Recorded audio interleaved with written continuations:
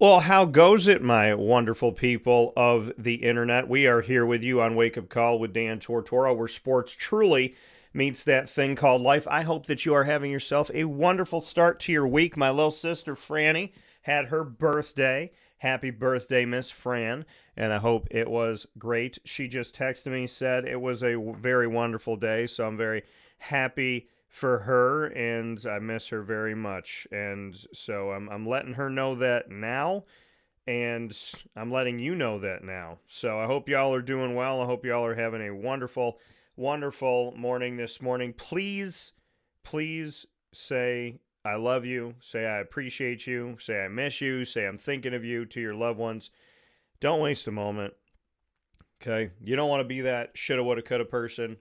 There's a lot of people out there, shoulda, woulda, coulda, and we could change that if God woke us up today. So make sure that you do the best that you can and don't become a shoulda, woulda, coulda. Here inside of the Great Lakes Honda City studios, Great Lakes Honda City, giving me my vehicle that has helped me to weather one of the most intense winters we have had in central and upstate New York in a very long time. I tell people this all the time. It's something I've learned. If we have two good winters in a row, then Mother Nature, she coming in year three. That's how it goes. If she gives you two good ones, she's winding up saying, baby, better be ready. So I hope everybody is doing well. I hope you got no leaks. I hope you got no icicle problems. I hope that you're able to get in and out of your driveway and that you got the help you need and that God gives you that peace and that help and that everything works out. My Honda City vehicle is wonderful. I love my 2025 CRV. Go out and get yourself new and used vehicles from Great Lakes Honda City by going to 7140 Henry Clay Boulevard in Liverpool, New York, Monday through Saturday. Let them know that DT sent you. Just walk in the building. DT sent me here. Got to get a car and be nice. And they will have a wonderful staff come and help you. And a big time shout out to sales and service. Go to GreatLakesHondaCity.com for more information.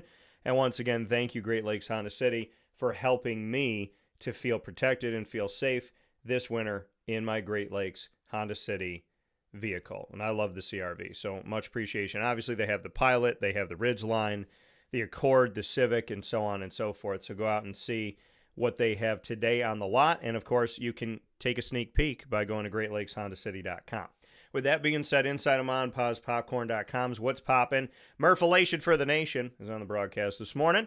We are starting off our Monday with DT and Murphy. We will talk about the NHL and the fact that the Anaheim Ducks have finally embraced who they are again, which is the Mighty Ducks, okay? That's why I became a fan of the Anaheim Ducks. I'm not hiding it. People are like, why are your teams all over the world? Why are they all over the country? Some of them are outside of the country. I said because I pick who I like. And I love Emilio Estevez and the story of the Mighty Ducks. And I, in a very much sense of my life, feel like a Mighty Duck. So I'm a Mighty Ducks fan. All day, every day, Flying V and Knuckle Puck. That's right. So I'm a big fan of the Ducks. We will talk about the NHL this morning. And if they have figured out something really cool, right? Having a mini Olympics instead of having an all-star game. So we'll talk about that. We'll also get into Major League Baseball, and we'll hear about Murph's special interaction that he had yesterday. We'll get into the NFL and where is Matt Stafford going to end up, and then we'll jump into college basketball and how some fans should I don't know, can you ban the entire building or most of it for like a game? I mean, sometimes fans kind of lose their heads a little bit. And you can be passionate for your team, but that passion cannot be mixed with hatred, negativity, and some type of prejudice, and then call it passion still. We'll get into that because I have a story from a few years ago that parallels the story of this past weekend, unfortunately, and we need to strive to be better human beings. I don't know what makes a fan. I always thought a fan base is supposed to support and love their team, not hate and loathe and spread horrible speech to the other team. I always thought if you're a fan, you show love, not you show hate to the other team. So we'll get into that discussion as well. Plenty of stuff coming up with Murph, and so let's bring him on to the broadcast here. He is picture in picture with me, and he's got his Gators in the back, and we're ready to go this morning. Murph, how are we doing today? We're doing good, DT. Just real quick, I know because we're not going to talk about it. I just want to give a massive shout out to the greatest skier of all time, male or female, Michaela Schifrin, for getting her 100th World Cup victory in the slalom over the weekend. So just want to give her a shout out. I know we're not going to talk about it. I just wanted to bring that up real quick. Yeah, I mean, we can talk about it. I saw that you posted it, but listen, anybody, anywhere, doing anything. It's funny when they're like, "What sports do you cover on Wake Up Call?" And I was like, "All of them." And they're Yeah, like, "Yeah, but like which one?" I'm like, "All of them." But if you had to quite choose, literally. yeah, I don't want to. We've done crew, we've done tennis, golf, volleyball, field hockey. I tell people all the time, I said, I think the ones we haven't done yet are cricket and water polo. So, not that they're out of the realm of possibility, but we haven't done those yet. So, yeah, I want to start, speaking of the cold, I want to start with the NHL and want to jump into this NHL world that we're in right now and what the NHL has decided to do. Good morning to Jerry and everybody that's out there. When we're taking a look at the National Hockey League, now they've obviously had their own history. They skate to their own beat, quite literally. And it's a league that has found a lot of success, right? Internationally, bringing people in. Obviously, Canada has been a big part of this. Well, the NHL decided to do something interesting in their history.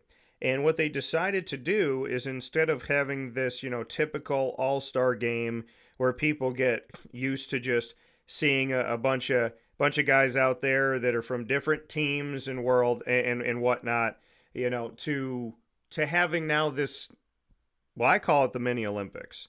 And because we talk about all-star games and do people watch them, now we have flag football and they try to make it fun and funny in the NFL. The NBA, I mean, LeBron takes up a roster spot and sits on the bench. So the question is, what do we do with all-star games? Now, this one's called the Four Nations Face-Off, and this has been huge. Now, Team Canada coach John Cooper said, quote, "Nothing's done more for hockey in a decade than what this tournament's done."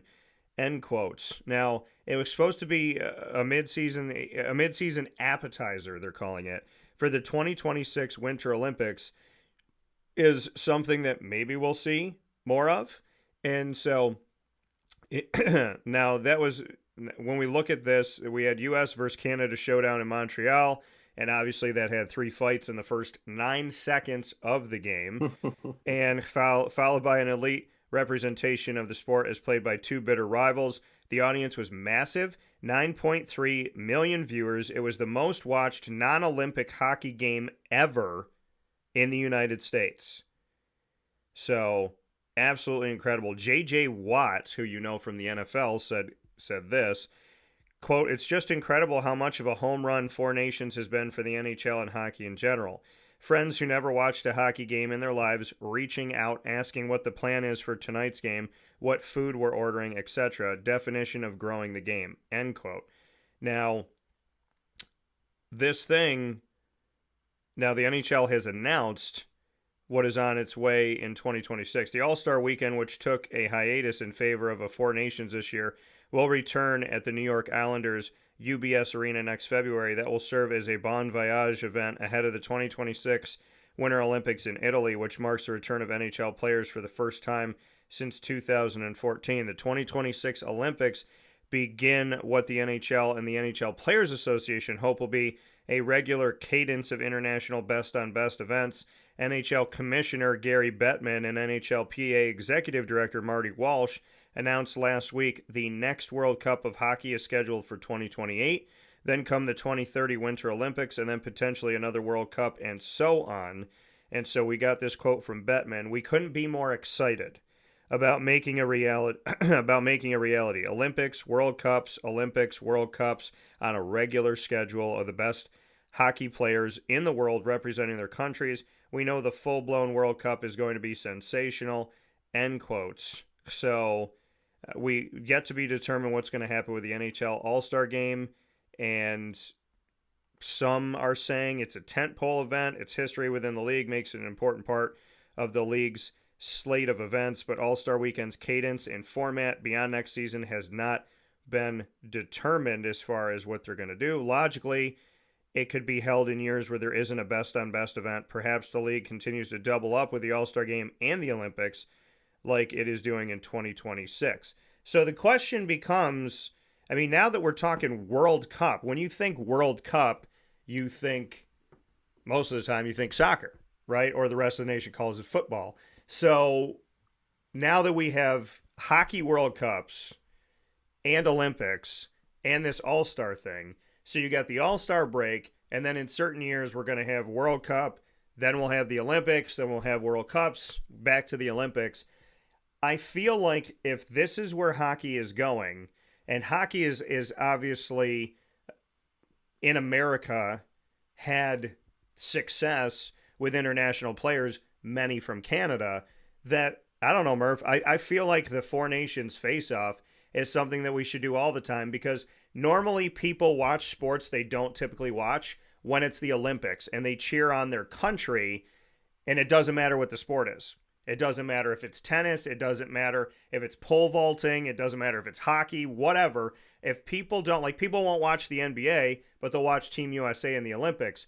So if we keep doing Olympic-centric things, and the World Cup is going to grant us that opportunity, and the Olympics obviously are going to give us that, I feel like they should keep the Four Nations face-off. Why would you ruin a good thing? 9.3 million viewers, most ever for a hockey game in the United States history of viewership. I feel like we should not have an NHL All-Star game. We should just focus on a Four Nations face-off, and then just make sure that the best of the best players from America are on that NHL America team when they face off against Canada and other people. I mean, I love the Four Nations face-off. I thought it was outstanding. However, I do think if you do it every year, it's kind of going to lose its luster, because I think the anticipation for it for this year was so great. You get into the game against Canada, the Canadian fans booing the American national anthem. You have a fight within the first 10 seconds of the game, 3 fights, and then the U.S. stomps its foot on their throat, and we beat them on their own ice. And then there's all this anticipation for the championship game last Thursday. And then, don't get me wrong, it was a great game. But the U.S. falls flat on their face. Yeah.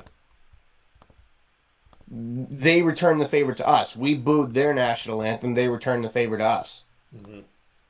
So, I think the long story short is don't boo somebody else's national anthem. Yeah. Take the high road. Yeah. However, I do think if we did this every year, it would kind of lose its luster. And, like, sure, you'd have the lead up to it every year, and I'm sure you'd get all the players playing in it. But at the same time, you'd probably get these teams that don't want to have their guys playing 5 or 6 more meaningful games when they don't have to, and not wanting to let their players play in it. So I kind of like the idea of maybe doing it every 2 years, like you have the World Cup, then you have the Olympics. Yeah. I like that idea. And then, All-Star Week on the on those off years, you can have a normal All-Star game. I think what they started doing was doing the U.S. versus the world, so they would have, all the American players that are All-Stars on one team and everybody from all over the world on another team. Yeah. And do that. And I think that still gives you kind of a sense of pride. Like the international guys want to beat the Americans, and the Americans want to beat the international guys, and it's not the same level of hype and everything as like the Four Nations face-off was, or what the World Cup or the Olympics would be. But I think it'd be a really cool thing to mix in there. But I don't think every year. I don't think it should be done every year. I wouldn't necessarily hate it if they did it every year. Yeah. I think it'd be fun. I'd probably still watch it every year. I just think that doing it too often will make it kind of lose that that level of interest and how special it is to the players. Because if you look at like the World Baseball Classic in baseball that they do every 4 years, and this past one was every 6 years because it was supposed to be in 2021. Due to COVID, they moved it. Yeah.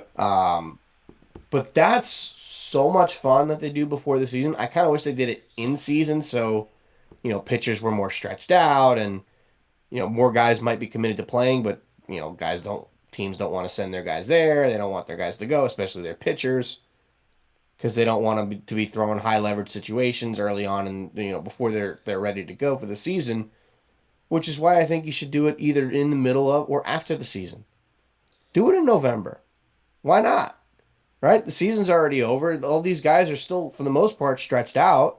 Yeah. You can have it so that, maybe you get some guys from the playoff teams, but other guys that are on non-playoff teams go down to camp and keep throwing and get them stretched out and, keep seeing live at-bats.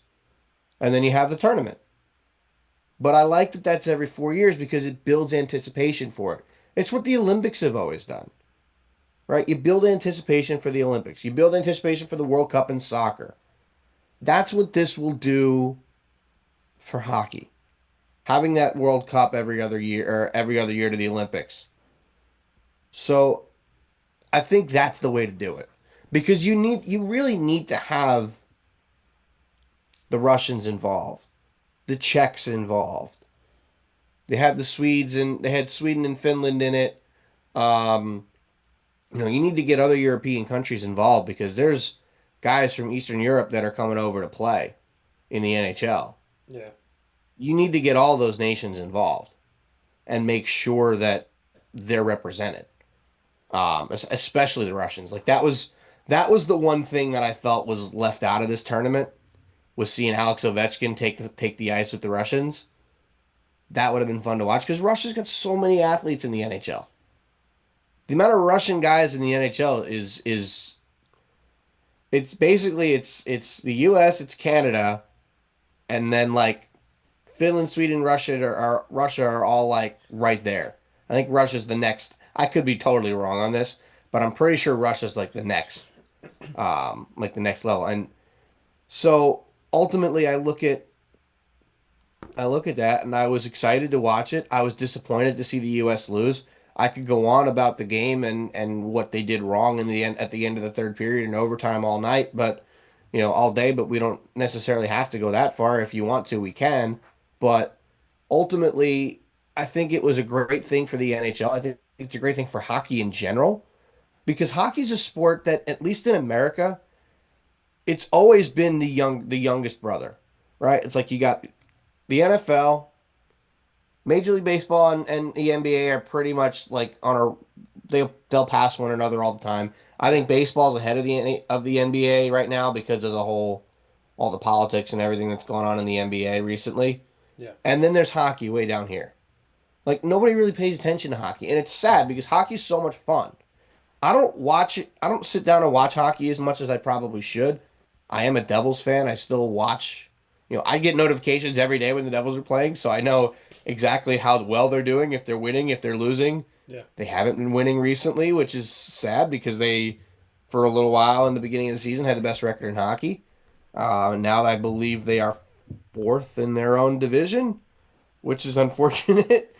Um, Sorry, third in their division. But yeah, I think it's really really cool. I love to see it. It was fitting that the best player in the world scored the game winning goal in overtime for the Canadians and Connor McDavid. Um, if you're the U.S., how on earth could you leave him wide open in front of the net and let him score? But that's the way it is, and huge credit to I don't know who his name I don't remember his name, but the goalie for the Canadian team had I think two or three ridiculous glove saves in the third period and overtime. So I mean that kept Canada in the game. So I give him a lot of credit, but I don't know. I'm just still frustrated that we lost that game, man. But you're right. It's like you root for your country. It's for national pride, and we lost. I give it to. Yeah. We lost. It is what it is. Well, I will say Even though we this. technically split, I want to Yeah. see a game three. Yeah. Yeah, you want to I mean you want to see that, but so to your point, I think that as long as there is some type of national thing in its continuance, I think you can do, going off what you said, because I thought it was a good idea, four nations face off, and then in years where you have the World Cup, don't do that. And then obviously you have your Olympics that come around, that if we can build up, right? Four nations face off, bring different nations in. If you always want to have Canada and the United States, fine. And then like maybe work into other nations, do something like Yeah, that. bring in Russia, Yeah, bring in the Czech right. Republic, Yeah, bring so in so you got a little world event. Slovakia, Yeah, like places like that. you do a world event, then you do a World Cup, then you do your Olympics as well. So I think if they work it into a schedule, like every couple of years you get this, every couple of years you get this, every couple of years you get that, then we're putting ourselves in a good footing. Speaking of the World Cup, I want to let people know, because we talk about the World Cup coming back for hockey, and what does that mean? Well, the World Cup of Hockey will return in 2028, which I told you the NHL and NHL Players Association announced, and that was on Wednesday, February 12th. They made the announcement. The tournament, which will be held in February 2028, is jointly organized by the NHL and the NHLPA, will be part of a calendar of international competition that includes the Four Nations face-off, which which we got to see this year, and the 2026 Milano Cortina Olympics and 2030 French Alps Olympics.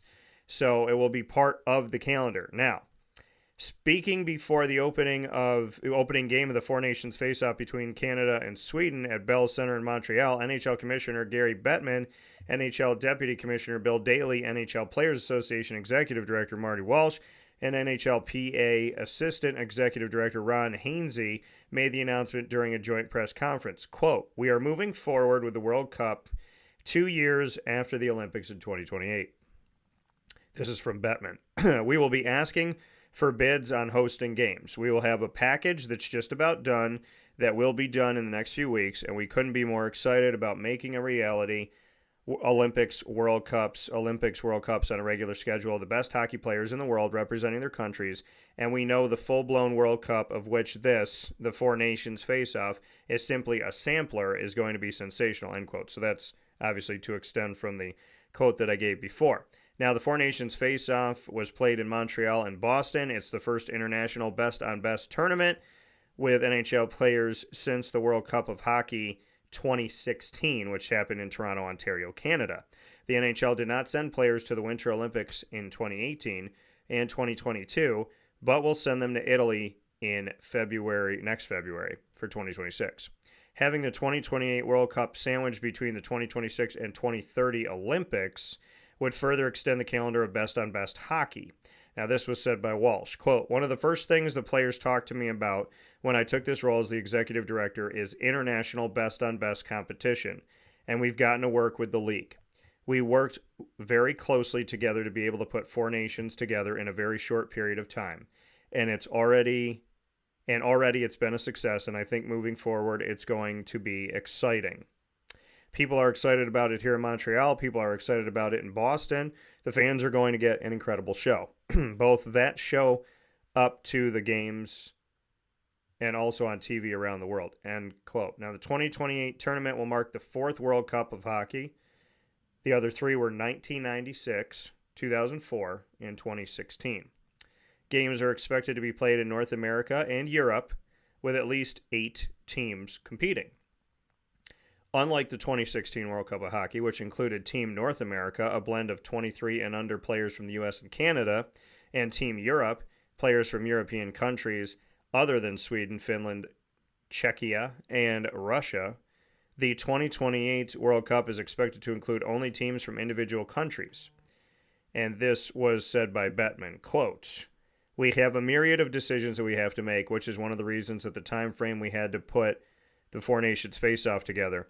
This was the best format that was in a position for us to execute in a first-class way in the time frame that we had," end quote. Now, whether players from Russia will be permitted to participate in the 2028 World Cup is to be determined. Russia and Belarus remain suspended from international competition by the International Ice Hockey Federation through the end of the 2025-26 season because of the continuing war between Russia and Ukraine. Now, although the 2028 World Cup of Hockey will be run separately from the IIHF, the NHL and NHLPA will continue to monitor world events before a decision is made on Russian players' participation. Walsh said, quote, "I'd love to see our Russian players playing in these tournaments again. They're incredible hockey players. The issues are political. Not political as far as the NHLPA, it's world politics we have to get through. I'm hoping that as we get closer to the Olympics, closer to the World Cup, we will start seeing Russian athletes back in the competition." End quote. Bettman said the International Federation just voted to keep Russia out of many competitions, as have many other sports, and we're going to have to see what the International Olympic Committee does. But we have enough time to deal with the realities with what the world situation looks like before then. End quote. So we shall see what goes on here. Now, the NHL, the 2028 World Cup will be on NHL-sized rinks using NHL rules and officiated by NHL officials. Other competition details are yet to be determined, and Sweden and Pittsburgh Penguins defenseman Eric Karlsson said, quote, "It's great. Something that we've missed for a long period of time now. If we can get to a schedule where every second year there's big tournament played, I think that's ideal for everyone." End quote. The objective is to have an international best-on-best competition every 2 years after the 2030 Olympics as well. And so a final note here by Hainsey, quote, "I think that's the long-term goal here, is that this just becomes over the long term where fans, players, everyone can look forward to these guys playing for their countries on a regular basis and honestly creating moments like Sidney Crosby did in 2010 with the golden goal here in Canada at Vancouver Olympics. That's really what we're trying to do here over the long haul, and the players are extremely supportive of it," end quote. So it sounds like every 2 years they want to have an international best on best.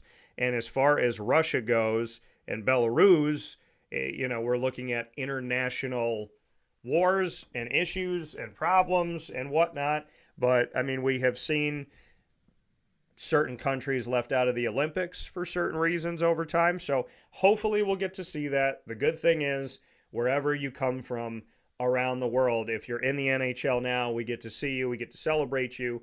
Hopefully we can have peace in this world, and that peace will provide the opportunity for people to flow freely from place to place, and that we can have real good quality matchups. Because I've always said, if politics could look at sports and take sports as an example of how politics should be, we would be in such a better place. And I can't take credit for saying this, but somebody had said to me, imagine if the world was a locker room. Imagine if the world was a huddle. All different backgrounds, religions, colors, shapes, and sizes in a huddle trying to win a game together. If people could just mirror that in this world as countries working together, what would this world look like if we all treated the planet like we were in one big huddle trying to win together? And I feel like we get that in the Olympics, and so hopefully we will get that in the Four Nations face-off. Hopefully we will get that in the World Cup, which returns only the fourth World Cup in hockey history, 2028. We'll see that, and hopefully we'll get that in the Olympics as always. So looking forward to a brighter future for the NHL, and knowing that the brighter future will include this. That's right, the Ducks logo is back. Look at that. Drink it in. Take it. Look at that face. It's beautiful. The one year that they won the Stanley Cup, 2007, folks. I remember it. I remember it well because they're my team. Now, when they won, it was right after they had changed their logo to the foot of a duck that they made look like a D. And it was unique. It was simple, yet it was a good idea. However, all of the merchandise of the Anaheim Ducks winning the Stanley Cup in 2007 was of that duck foot. It was not of the mask that we came to know from the Mighty Ducks. And I mean, I just went and watched a West Genesee Baldwinsville game here in the sectional playoffs in Central New York, and for Section 3 Division 1. And West Genesee, like neither team had scored, and West Genesee did something to, like, I don't know, pump themselves up, and they went stick up down, and I immediately was transformed to the Mighty Ducks. I was right there in the movie where it was like up, down, let's go, and like it made me want to get up and like jump onto the ice myself because that movie was such a big part of my childhood. So thank you to the Anaheim Ducks for bringing back the logo that we know you as. There was a Ducks cartoon, obviously the movies, we have the team. It's in Anaheim. That's where Disneyland is. I was just at Disneyland in Anaheim. I've now visited every city of all of my favorite teams in America and in Toronto, obviously, for the Raptors. So big time shout out for the Ducks for bringing it back. I have one small ask of the Anaheim Ducks franchise. You have to win a World Cup with this logo so that I can buy, or pardon me, Stanley Cup. Well, win the World Cup is America, but I need a Stanley Cup logo of this duck. So you won in 2007. It's beautiful. I love it. I appreciate it. Now that you've gone back to where we should have never left, I need a Stanley Cup with the Mighty Ducks. And I will tell you everything about bringing this back. Now I want to watch the movies. Now I want to watch the cartoon. They were missing out, man. But my Ducks are back, and they've embraced the orange of the heritage and where they play. So I love it because I grew up in Orange Country. And, of course, I grew up a Duck fan. So I am mighty spoiled. And now, Murph, I just have to spend money on Ducks gear. That's what's happened. I miss that logo, man. They need to bring the colors back from those jerseys back in the early 2000s, too. The green and purple dark and green yellow. And purple and black. Like, oh, yeah. Those jerseys were sweet back in the day. Yeah. But, yeah, I think the way the NHL and they're all going to do it is perfect. I also think the war in Ukraine will be over before 2026. So let's hope so. I firmly believe that Russia will be involved in the Olympics as Russia and not Olympic athletes from Russia, as they have been known over the last few Olympics. But I'm really looking forward to it. I want to see, Alexander Ovechkin back on the ice. I think Ilya Kovalchuk, who used to be on the Devils, is playing in Russia right now. So, he might be on that team. We'll see. Or the Devils signed him to like a 15-year contract, and he left after like 6 years to go back to Russia. But, yeah, I mean, the Russians will have a really good team. Obviously everybody remembers the 1980 Miracle on Ice when a team of college players from the U.S. beat the 15, 18-year veterans and the Soviet Union. What is widely considered in sports to be the greatest upset of all time. Yeah, Miracle and on also Ice. has. I actually traveled on a plane from Minneapolis, Minnesota, with some from the Miracle on Ice, and I actually had an interview with one of them after that, which was incredible. Who was it? I got to go back and I got to look because it was like there was these got on the plane. I'm going to go back into my history on Podbean. But when we got on the plane and we were on our way back home, the flight attendant made the announcement, like, just so you know, we're on the flight with some of our Miracle on Ice Team USA. And like we want, like, and to honor them, we gave them a round of applause. And then they were here in Syracuse, just kind of hanging out. I think there was some event that was going on in upstate New York. Well, remember those Olympics were in Lake Placid. Yeah. Which isn't Lake Placid like a little southwest of Buffalo? I think it's in a different area. I've never been. My dad has been to Lake Placid. Let's find out. Yeah. I'm also thinking. Oh no, it's very north. Far north. It's north, yeah. It might as well be in Vermont. Yeah, I was sitting like when you. I didn't realize how far north it was. When you said that, I was like, I'm very confident that it's very north in my home state here. But when you said when you said it so confidently, Murph, I was like, okay, maybe it's not. People forget just how big Lake Placid or New York actually is. Yeah. So Lake Placid being that far north, like state beyond an island, yes.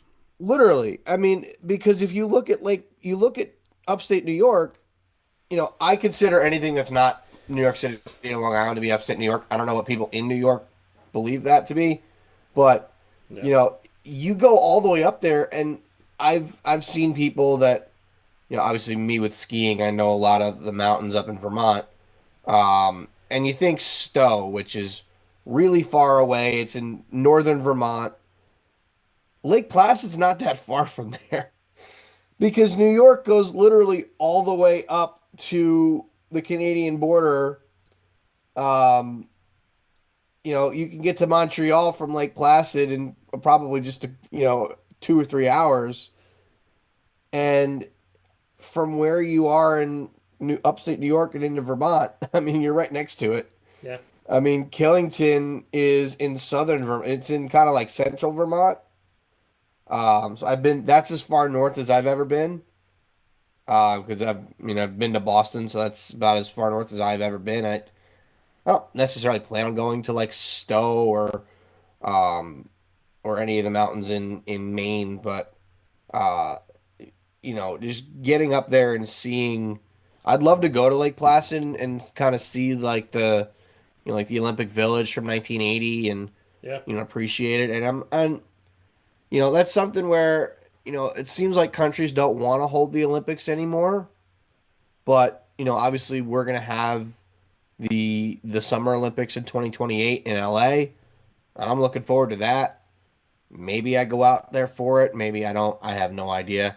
I don't know if they're actually. Supposedly, I read something that they are going to use like some places in Texas for the Olympics, some places in like on the East Coast for the Like, I don't know how true this is. I mean, like I know for the soccer World Cup, they're going all over the place. Yeah. Like MetLife Stadium's going to host the final, and I think they're going to have games at SoFi. They're going to have games in. I think they're going to have a game at Gillette Stadium in Foxborough. I think they're playing one at Jerry World in Dallas. I don't know. I mean, I'm not a soccer guy. Never have been. Um, I might watch the U.S. in that in that World Cup, but I don't expect that U.S. team to be any good because the U.S. men's team consistently disappoints us. Um, Probably one of the reasons why the women's team actually does get paid more than the men's team, but that's neither here nor there because they deserve it. But yeah, I think the Four Nations face-off was great. I'm looking forward to seeing what they decide to do with the World Cup after the Olympics. I'm really excited for the Olympics now, man, Yeah. because especially if this war in Ukraine is over and the Russians can play again, you get the Americans, the Canadians, the Russians, the Swedes, the Czechs, the Finns, all of them together. I still think it would be the U.S. and Canada matching up again, but you can't count the Russians out. You can never count the Russians out. They have been the kings of hockey for most of people's lives in this country.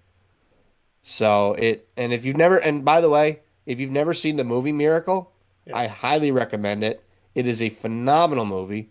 I tend to watch it a couple times a year because it is so good.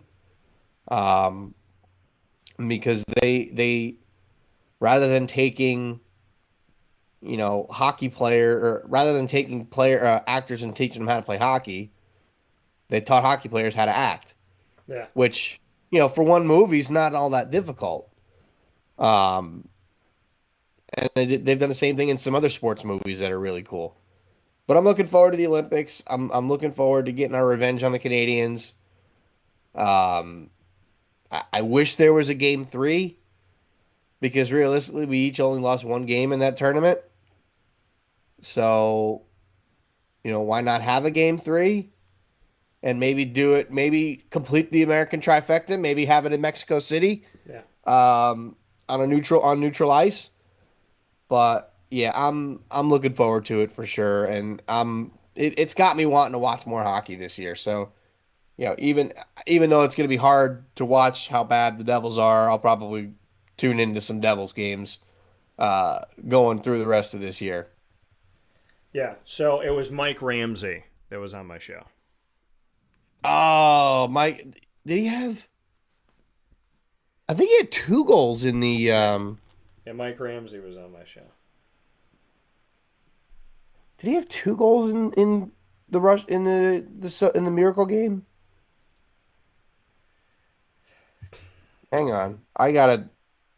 Yeah. Again, the only reason I know these things is from watching the movie. Yeah, Mike Ramsey was on the show, and I apologize that it took me forever to get that back. But yeah, so Mike Ramsey on the broadcast with me. I met him. I got to be around I got to see the team, which was insane, and we had the opportunity to talk. And I mean, to me, when you look at this Oh, team, Johnson's the one that scored yeah, 2 goals. yeah, when you look at Mark this, Johnson scored 2 goals. yeah, when you look at this team and you think about the history of the United States in the Olympics in general, let alone when we look at hockey and going up against the Soviet Union, back and said this. This is not from my show. I'm going to try to get this piece back, but quote, I'm not going to say the shine has worn off, but it's slowly been going away. When they did the movie Miracle, that brought another generation into the mix and kind of elevated the interest again. But really, the interest is generated every 4 years when the games are coming. I never get tired of talking about it. End quote. That's from Mr. Mike Ramsey. And so I want to thank Mike because that wasn't, I mean, seriously, that was nuts. And okay, now I found my post. I found it. Here it is. So, yes, this week, the Miracle on Ice comes to Wake Up Call.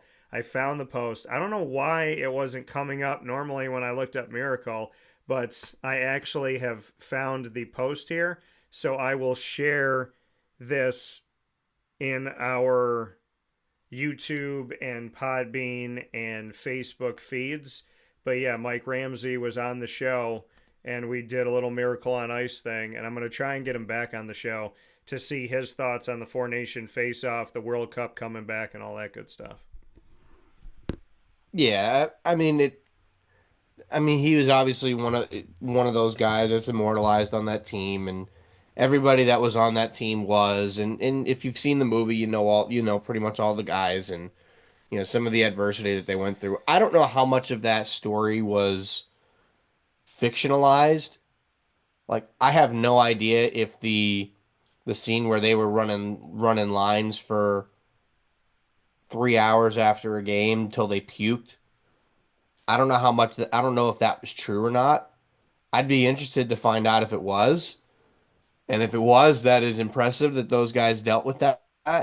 Um, but I mean, Herb Brooks did an unbelievable job with that roster.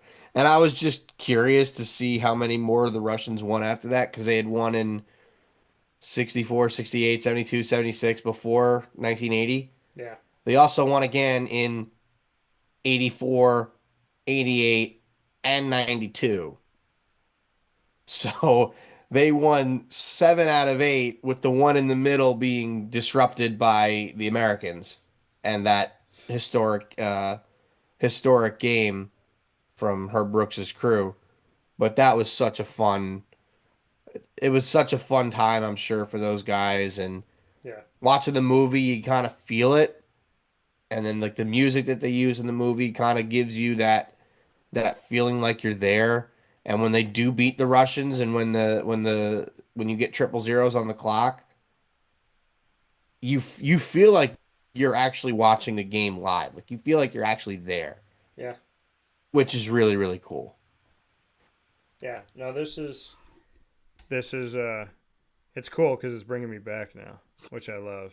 This is really cool. And I've had the opportunity, obviously, West Genesee, they'll be playing on Tuesday in the semifinals of the Section 3 Division 1 playoffs in the NYSPHSAA. So I'm excited to see what's going to happen there with West Genny. And they're trying to get through sectionals. They would love to get to states. So hockey is definitely happening here. Ed Gozik of Oswego State for the Lakers, one of the greatest hockey coaches you're going to find. And Ed Gozik's been on the show a lot. He is an absolute class act, and he's an incredible coach. And 64 years old, the man has brought so much to the game of hockey, you should definitely look up Ed Gozek. That's Gosek. And so was an assistant coach at Oswego from 1990 to 2003, became the head coach in 2003. So he's been there for a very long time, and he has been just absolutely incredible. He's won a title, won an NCAA championship in 2007, and in NCAA Division III Frozen Four, they were there in 2014, 2013 runner-up, 2012 runner-up, 2011, 2010, 2007 champion, 2003 runner-up, and 1987 runner-up. They've made the NCAA in 82, 83, 84, 87, 88, 89, 91, 98, 2003, 7, 10, 11, 12, 13, 14, 15, 17, and 19. So they have had a ton of success. So when we talk about hockey, we're talking about West Genesee right now and Frank Calabufo, who has all the wins. I think he got to win 500. So we see what Frank's done. We see what Ed Gozek. Yeah, we see what Ed Gozek has done. So I mean, it's just been an incredible place up here in the state of New York to celebrate hockey as we're celebrating hockey and some of the ideas hockey might have for the future. By the way, Jerry said to you this morning, Murph, he said your hat would look better if it was worn backward. So, Jerry. All I can say is I can sport a backwards hat, but LFGM, baby. Yeah, so it's Jerry's obviously a Phillies fan, and Murph is a Mets fan. We're going to take a step aside for a fast break. We gave you hockey in hour one. We're going to jump to Major League Baseball. Perfect segue. In hour two here on Wake Up Call with Dan Tortora, where sports truly meets that thing called life. We're going to hear Murph's story of what Met did he get to meet last night, and what was that experience like for him. We'll also get into the fact that we are in the spring, even though we're fully in the winter in central New York. Alex Bregman hits a home run in a 3-hit spring debut with them Red Sox. So we'll talk about baseball when we come back here on Wake Up Call with Dan Tortora, where sports meets life, from inside of the Great Lakes Honda City studios. Jerry, it's just,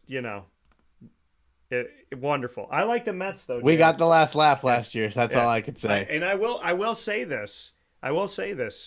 They did say a couple years ago, no one's going to beat the Dodgers. And the Diamondbacks swept them in 4-0.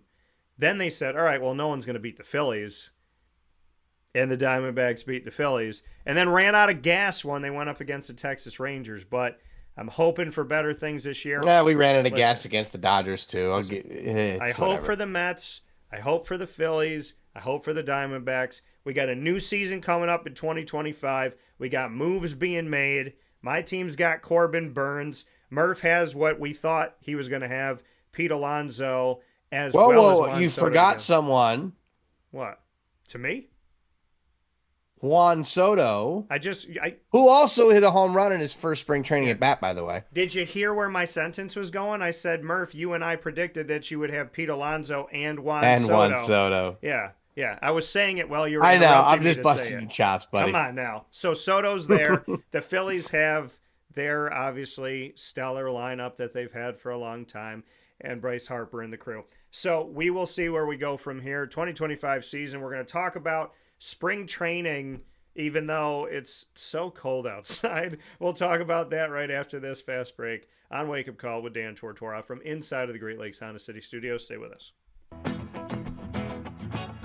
Hi, this is Amy from Mother's Cupboard, home of the whole frittata. We are open daily 6 a.m. to 1:30 p.m. For takeout orders, call 315-432-0942 and tune in to Wake Up Call with Dan Tortora for our monthly food challenge and try our Wake Up Call signature menu item available 7 days a week.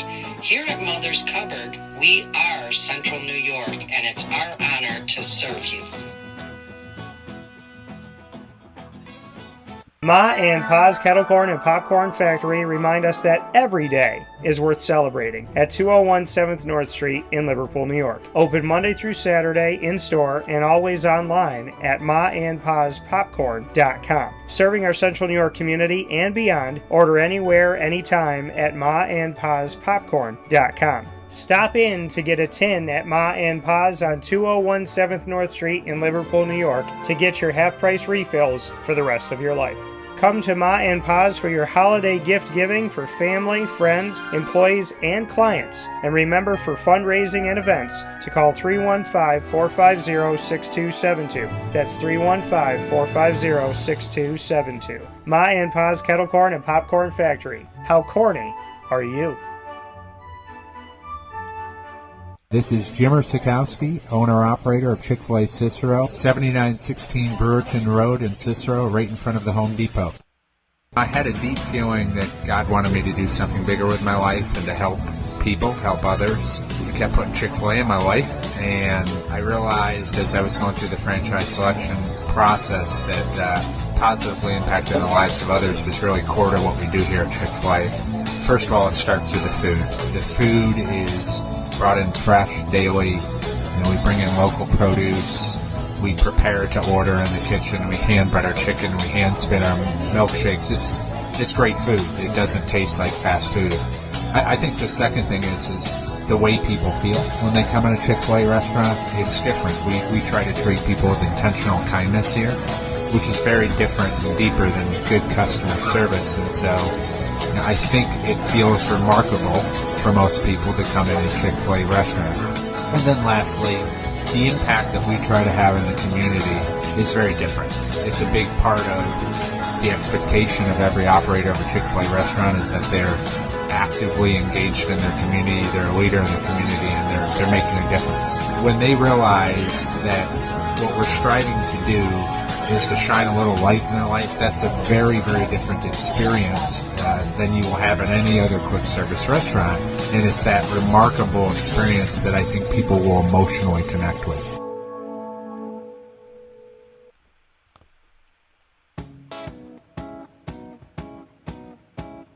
In these unique times, there are those in our community that give us a sense of normalcy and positivity. Pizza Man on 50 Oswego Street in Baldwinsville has been here for you for over 35 years and is here now.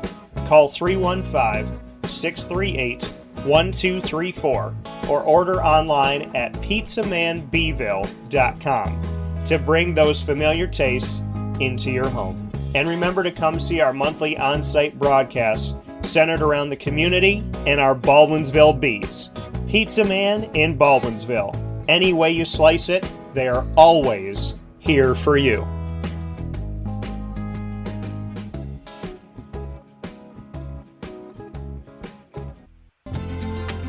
Looking for your next ride? Look no further than Great Lakes Honda City, located on 7140 Henry Clay Boulevard in Liverpool, New York. Serving our community for decades, their new and pre-owned vast array of vehicles are available to you Monday through Saturday on site. To search from home, shop at GreatLakesHondaCity.com. Call 315-365-5576 to set up an appointment. That's 315-365-5576 for Great Lakes Honda City, 7140 Henry Clay Boulevard in Liverpool, New York. Great cars, great people, Great Lakes. All right, you need to come out here and get yourself the Brooklyn Pickle. I was talking about this with one of my buddies. I was like, yo, there's no better sandwich in the state of New York than the Brooklyn Pickle. And now that I found out that they're going down to North Carolina, we are taking over your taste buds everywhere you are, wherever you're going to be. You need to get yourself out to the Brooklyn Pickle. Pinehurst, you just realized that you found yourself the best sandwich shop that you're ever going to have. This is a glorious moment. It's a blessing to your community. You're welcome. Brooklyn in the house, baby. Go over to the Brooklyn Pickle. You already know what it is. You heard the man. Head to Brooklyn Pickle Pinehurst on 1788 Old Morgantown Road in Southern Pines, North Carolina.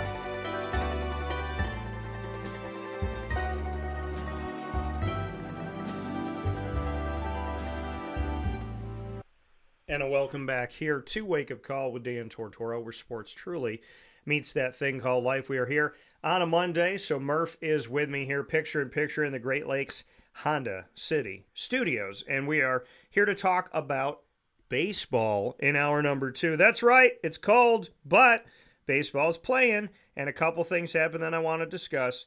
We mentioned the fact of Alex Bregman in his debut for the Boston Red Sox, a 2-run homer as part of a 3-hit day in his spring training debut that they had against the Toronto Blue Jays yesterday. On Sunday, he also had a single in the first inning and a double off the fence in the fourth. He's a 2-time All-Star, and he just signed a 3-year, this is going to make you vomit, a 3-year, $120 million deal with Boston this month. That's $40 million a year for those of you playing the home game. He spent his first 9 years with the Houston Astros, who are really good at playing the drums. And so now we have this wonderful 30-year-old slugger. 26 home runs last season, won his first Gold Glove at third base. And his defensive position is in question with the Red Sox, but we will see where he ends up as the season gets going.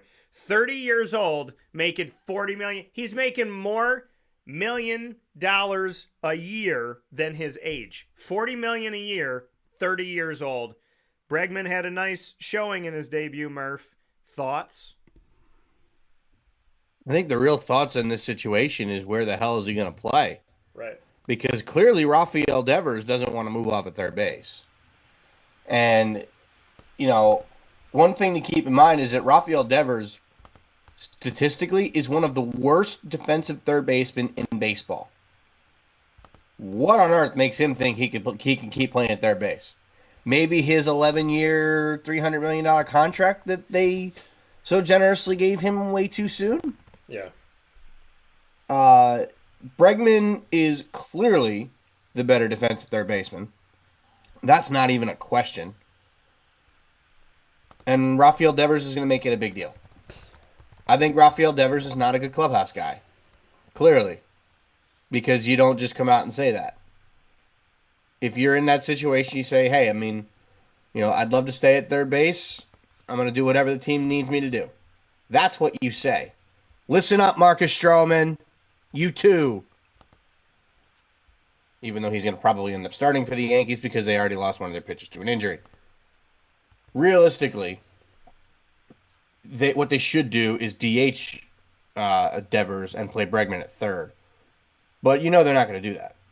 They don't want to upset their superstar. I don't think Devers is all that good anyway. So, I don't know. I don't think he deserved the contract that he got anyway.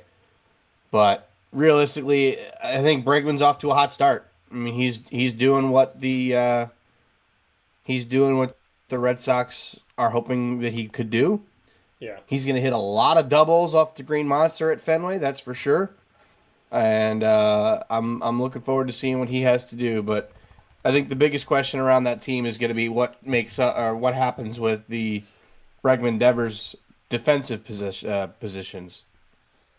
Yeah, it'll be exciting to see what's going to happen with Bregman. I mean, nice start for him, but like we were talking about here, we don't know where he's going to play exactly, but we do know that obviously he had himself a debut and had some excitement there, some positivity. And I'm looking at this right now. So just to go back to something we were talking about here, significant sound bites. Mike Ramsey, a member of the 1980 USA men's hockey team, the Miracle on Ice, and the NHL for almost 2 decades as a player.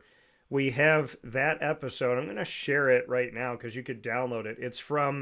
It's episode 59 of 2018.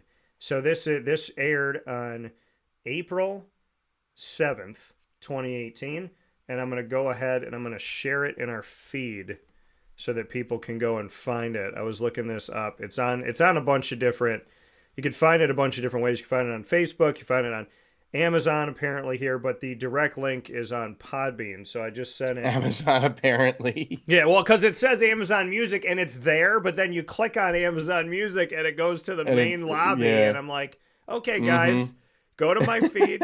Go to my feed, please. I love the way, Yeah.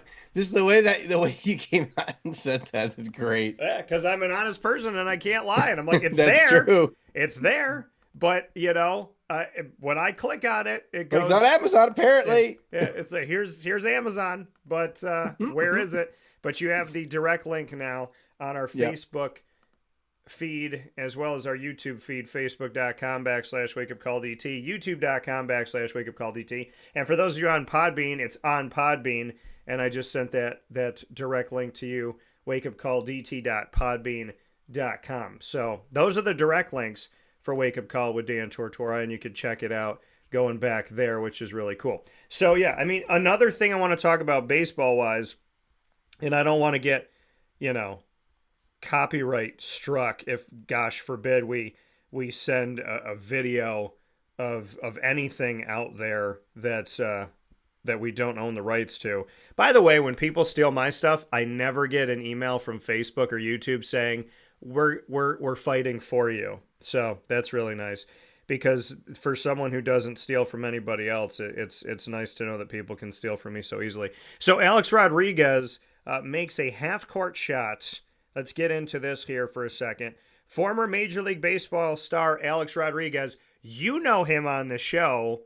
And back when I started my career at the first ESPN affiliate, which was in Scranton, PA, that I worked with, and that was ESPN 630, 1240, and 96.1 FM, people were calling him A-Royd and so on and so forth.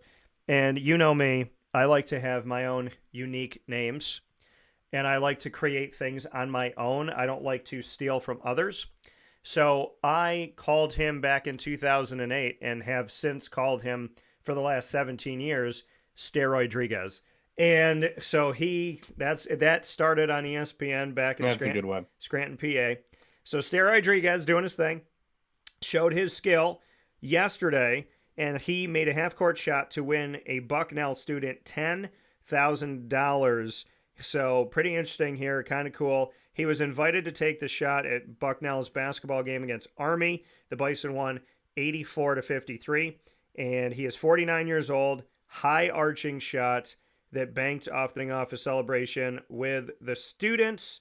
And he was there to speak about his company, Jump Platforms, which he founded with two other entrepreneurs, Jordy Leeser and Mark Lohr. Lauren Leeser graduated from Bucknell, and Leeser is a trustee. Rodriguez is trying to purchase a majority stake in the Minnesota Timberwolves with Lohr. And just to remind you, Alex Rodriguez hit 696 career home runs with the Seattle Mariners, Texas Rangers, and the New York Yankees. And here's something that I want y'all to know. Alex Rodriguez was bought by the Yankees for more than George Bush Jr. sold the Texas Rangers for. I just want you to remember that the Texas Rangers franchise was sold for less money than the Yankees paid for Alex Steroid Rodriguez. Now, I want to see if maybe it'll let me do this if I say I own no rights to this and then I show it in a video while we're talking. I think if it's a video within our video, we should be okay. But just so we know, disclaimer, Facebook, YouTube, and all of the like, we are doing this. We do not own rights to this video that I'm about to show. We are just simply sharing the video for the sake of the conversation. Here it is. There's the shot. Get some. Alex Rodriguez getting it done, having some fun. The fans love it. He loves it. And the connection to Bucknell is really cool. He picked up the fan, too, which was really awesome, and had some fun with him. By the way, I don't know where Alex Rodriguez goes to vacation or if he just, tans frequently. But that he lives in Miami. That's probably part of it. But I'm just saying, man, that guy must have a cool 2 to 3 hours in the sun a day. Must be nice, because my body gets dark too, but I'm not out in Florida all the time. It was funny. My mom and I, we went down to Florida, Orlando in January a few years ago, and we didn't sit out in the sun the whole trip because it was cold. And so the last day it was 60, and we had a few hours before our flight. My mom's like, "You want to sit out in the sun?" I said, "Yeah." So we had all of our luggage and everything, went and sat out in the sun. I was wearing jeans, rolled my jeans up, took my shirt off, laid there, in the sun, even though it was cool. The breeze was cool. We come back home, we land, we get into Syracuse airport. My mom sees a bunch of people she knows, and they looked at both of us and they're like, "We hate you." I was like, "What?" They're like, "Why are you so tan?"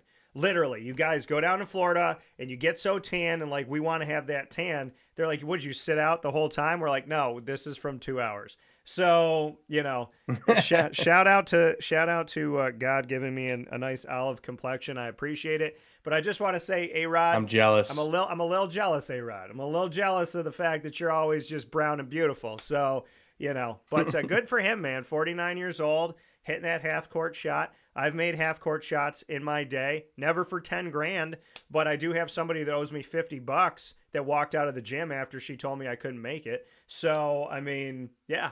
But yeah, I made one at a Marywood a Marywood basketball game once. I think it was my senior year. They did like a half court contest for breast cancer awareness. Like you donate 10 or $20 to participate, and if you make it, you get like a shirt or something. Yeah. So I participated. I took 2 shots, and the first one wasn't even close. Actually, I still have the video. Hang on. The first one wasn't even close. Yeah.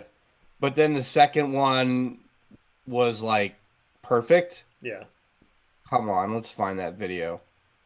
Because I think one of my buddies recorded it, and the guys on the team went nuts. Here we go. Hang on.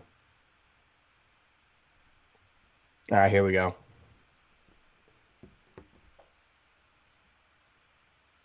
The guys on this was at halftime of a girls' game, and the guys on the men's team went nuts.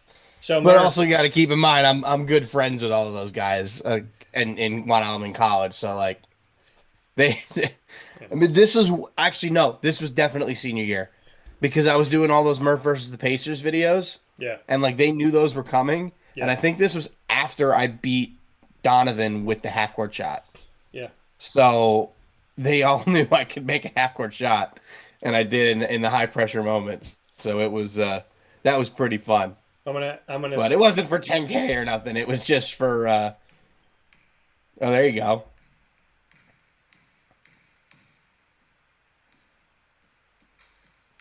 Bang! Look at you, man. I'll send that to you. Now this was in the Elizabeth Ann Seton gym.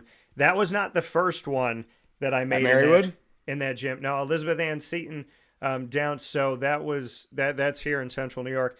So okay. I have witnesses in 3 gyms. One of them is downtown, and so there's one gym downtown in Syracuse. There's Elizabeth Ann Seton's gym, and then there's the Tip Hill Community Center where Bryan and Stratton College men's and women's basketball have played. I have a witness in each of those gyms that I made my first attempt at a half-court shot at each of those 3 gyms. So I remember, my last one that I made, I told Clay Gagan Sherman, the head coach of Bryan and Stratton men's basketball, after their game, this was last season? No, it was 2 seasons ago, I think. I told him, so Nolan Cass, who works at Bryan and Stratton as well, background, SID, awesome guy. He likes to stay behind the scenes, but I like to shout him out. So he was behind me. He was at the other basket, and Clay was underneath the basket. And I said, I trust myself that in 5 chances, I can make 1. And so I went to half court. I put up the first one. It dropped straight through. He caught it. He walked up to me and he goes, "So you said you only need 1 chance, right?" so yeah. So look at that. Great. 100% of DT and Murphy can make a half-court shot. What do you think about that? How many shows around the world have 2 broadcasters picture-in-picture that can make half-court shots? Probably not many. That's what I'm saying. I guarantee Stephen A. Smith probably can't. I don't think Shaq and Barkley can. I think Shaq probably could. Barkley probably can't. No, but remember, they both struggle with free throws, Murph. You're giving them way too much credit. So yeah, they'll shoot it granny style. Yeah, I mean, maybe Shaq. I love hearing Shaq. Oh, Dan. I love hearing Shaq talk. But so there's a joke that that's terrible, Dan. It's terrible. Yeah, terrible. That's terrible. But all I know is Chuck's greatest line ever. You ever watch the match? Which one was it? I think it was the Tiger Tiger and Phil with Peyton Manning and Tom Brady. When Tiger stripes come down the middle and Chuck goes, "Oh man, that looked just like me." He's like, "Look just like you, Chuck, only different." And he goes, "Oh no, man, I meant that we're both black." Everybody just cracks up laughing. Well, so Charles is the most non-politically correct person. Oh, he's so out there. funny. And oh my God, he he's says great. a lot of jokes. So there's a joke that he said, and women, and I have to tell women, I didn't say this joke. I would never say this joke. I have women in my family that raised me, my mom, my grandmother, my other grandma. I would never say this. I get slapped in the face. But Chuck said this. And so I said this to a woman over the weekend, a woman I'm friends with. We went out. There's a bunch of us out. We were at a karaoke thing. We were hanging out. I told her, I said, this is what Charles Barkley said. And I laughed. And she goes, "Oh, you think it's funny?" I was like, "Hey, don't kill the messenger. This is what Barkley said." And so Kenny was pushing him. Kenny Smith said to him, he said, "Hey, Chuck, how come you never buy a woman a watch?" And Chuck, being Chuck, he goes, "'Cause there's a clock on the stove." But he has said some wild things. Oh my God. That's why people love him. He cannot stand women from San Antonio. So I'm going to tell you my Charles Barkley, I met Charles Barkley story. So I met Charles. So there's two pieces of the story. So Muggsy Bogues was on the show a couple times a few years back. And Muggsy, I would love to have you back. Space Jam legend. Yes. So, and played for the Toronto Raptors and the Charlotte Hornets. So Muggsy was on the show. And Muggs was we were talking, and I said, "I got to ask you about like the Space Jam crew." And I'll never forget that he on my show, I was like, "How's Charles?" He goes, "Charles is crazy." And so he just came out. He's like, "Charles is nut. Like, he's crazy." And so 2016, fast forward 2016, last time Syracuse was in the Final Four, and I predicted that they would have a good year that year. And I was shamed by local Syracuse media who tried to backhand shame me, and it backfired because God is great. And so they made it to the Final Four. I went there with my dad. We were down in Houston, and Charles was there. And it was just him and I walking up the ramp. So I was going from my seat in the media, and he must be going back down to the broadcast. It was halftime. So I said, "You know what? I'm just going to walk up to Chuck like I know what I'm doing. I'm going to put my hand out. I'm going to be who I am. I'm going to be confident, reach out, put my hand out, say what's up." And so Chuck's walking toward me. I said, "Hey, Charles, how you doing? Good to see you again." Or "Good to see you," or whatever. And I put my hand out, and he shook my hand. And then he walked. He's like, "Good to see you too." And then he walked by me, and he took a few steps, and then he turned, and he looked at me like, "Who is that man?" Because I walked up to him like I knew him. And we shook hands, and I was like, "Too late, Charles. It's on my hand." So, too late, Chuck. But because there's a clock on the stove. Yeah, it's like you know what you're doing. Yeah, you got to act like you know what you're doing. That's what I tell people in New York City. Better act Come like on, you know. Chuck, that's terrible. Got to act like you know what you're doing. Terrible. But I'll never forget when he was talking about Phoenix, and he's like, "You know them nachos?" He's like, "You know them jalapenos?" he's like, "Well, if you go to Phoenix, they put pickles on the nachos. They don't have no jalapenos." But Chuck is wild. But he's so funny. He is wild. He's very wild. But yeah, so that's my Chuck story. I met Chuck. I spoke with Muggsy Bogues about Chuck, and I'll never forget because Muggsy's got a unique voice too, and I just remember him going, he's like "Chuck is crazy." I'll never forget. He said crazy, and I'm not surprised. But yeah, and Boeheim has had some back and forth with Chuck in the past. I was there for that. Boeheim threw some shade at Chuck when I think we were in Detroit, and it was like, no, were we in Chicago? Might have been in Chicago or Detroit. I think it was Detroit. And he said something about Chuck, and I'm like, man, they just going to keep going at each other. But those walking into a Boeheim press conference. Many people know Jim Boeheim. I feel very blessed and grateful to God that I've actually been in the room.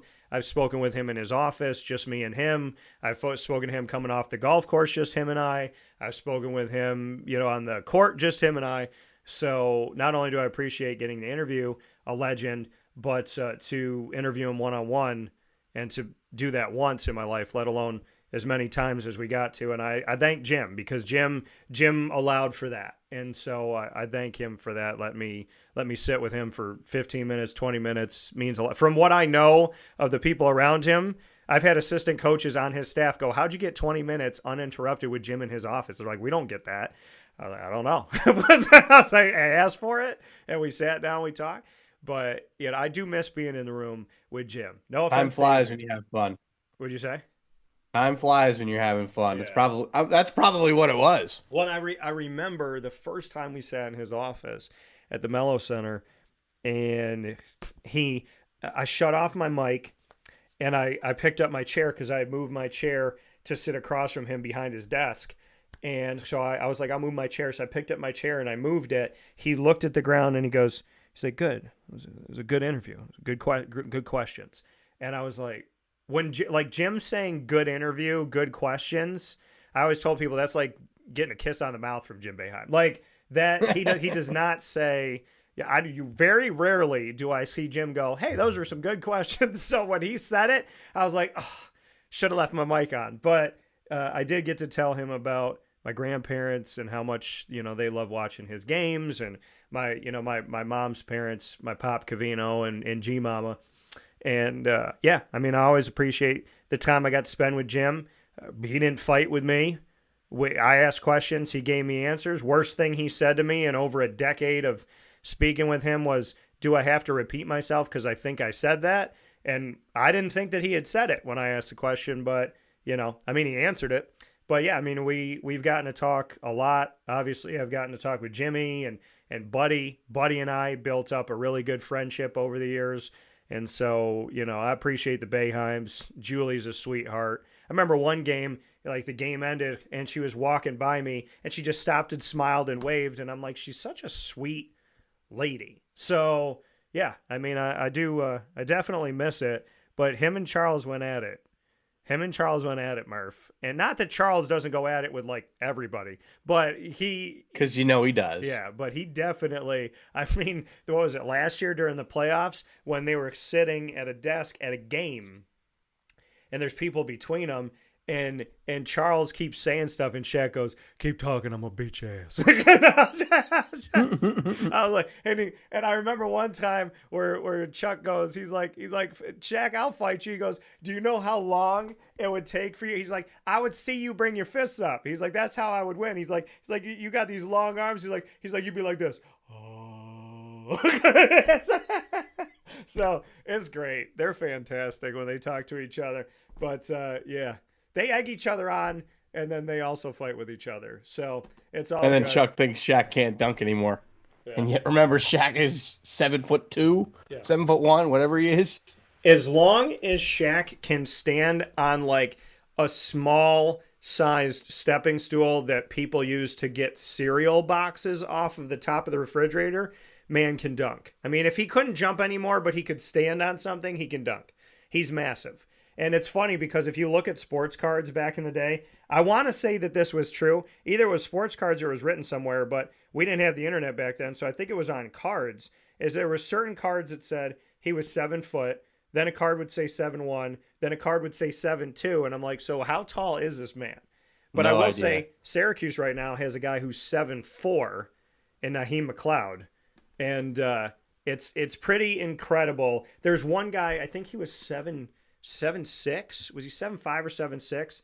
He was on the Florida State Seminoles. When he was sitting down, I walked up to him because I said, "You want to do the interview?" He goes, "Yeah, let's go out into the hallway." So he stands up, we walks out into the hallway, he sits down, and we're doing an interview, and I'm standing next to him sitting in the chair. As soon as he sat down, I went, I looked up and got like, nope. So I did the whole interview with him. When the interview ended, I said, "It's really sad that when you sit down, you're taller than me." So, but he was. Man was tall. I'm 5'8". He had about 2 feet on me. But yeah, so that was absolutely crazy. But yeah, so let's jump into, I don't want to miss out on this. DT and Murphy, we're inside of the Great Lakes Honda City Studios, and I have shared my Mike Ramsey interview on all of our feeds here on youtube.com/wakeupcalldt, facebook.com/wakeupcalldt, and on wakeupcalldt.podbean.com. So make sure that you check it out. Would love to have y'all listen back to it, and I will share it on our social media when we finish up the broadcast today. I do want to get to another piece here, Murph. I want to jump to the NFL. And going to the NFL, because then I want to make sure we get to the college basketball piece. Matt Stafford, somebody asked me what are the chances that he becomes a New York Giant. And so there's some information out today that allegedly his agent, Matt Stafford's agent, has permission to speak to other teams. Now, the information here is, so Stafford has 2 seasons left on his extension. He has $4 million guaranteed in 2025, and he has no money guaranteed in 2026. So this would be a good contract to pick up by any team that wants a seasoned vet who knows what he's doing. And obviously he's a champion of the NFL. He's 37 years old. And so we'll see what happens here. Now, Sean McVay, the head coach of the Rams, said, "I'm sure proud of the body of work and really proud of the way that he's played." I think that's the coolest thing you can say about Matthew is he shines the brightest on the biggest stages. When you look at the 7 playoff games that he's played in since he's been a Ram, he certainly gives you a chance every time you step out on the field, and for that, I'm sure appreciative. End quote. Now, he spent 12 seasons with the Detroit Lions, and then the Rams traded for him.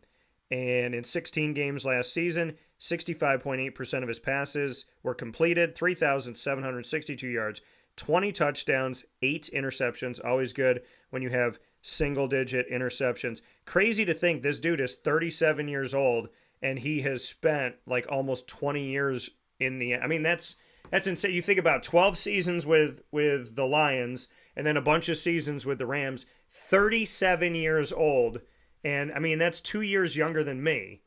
Dude is a champion of the NFL. I mean, just to think of his longevity, that he's only 37 and he's already spent almost, I mean, he's on his way to 20 years in the NFL, which is incredible. But, I mean, I don't know, Murph, what are your thoughts? I mean, if he goes somewhere else, where could he fit? I mean, my head says Pittsburgh. My head says the Raiders. My head says the Giants. My head says the Jets. I mean, there's a lot of places that could use a vet right now. There are. I mean, a lot of teams in general could use a veteran at quarterback. But to be honest with you, I think the most logical destination for him is Pittsburgh. Simply because that's the team that's the most ready to win right now. Yeah.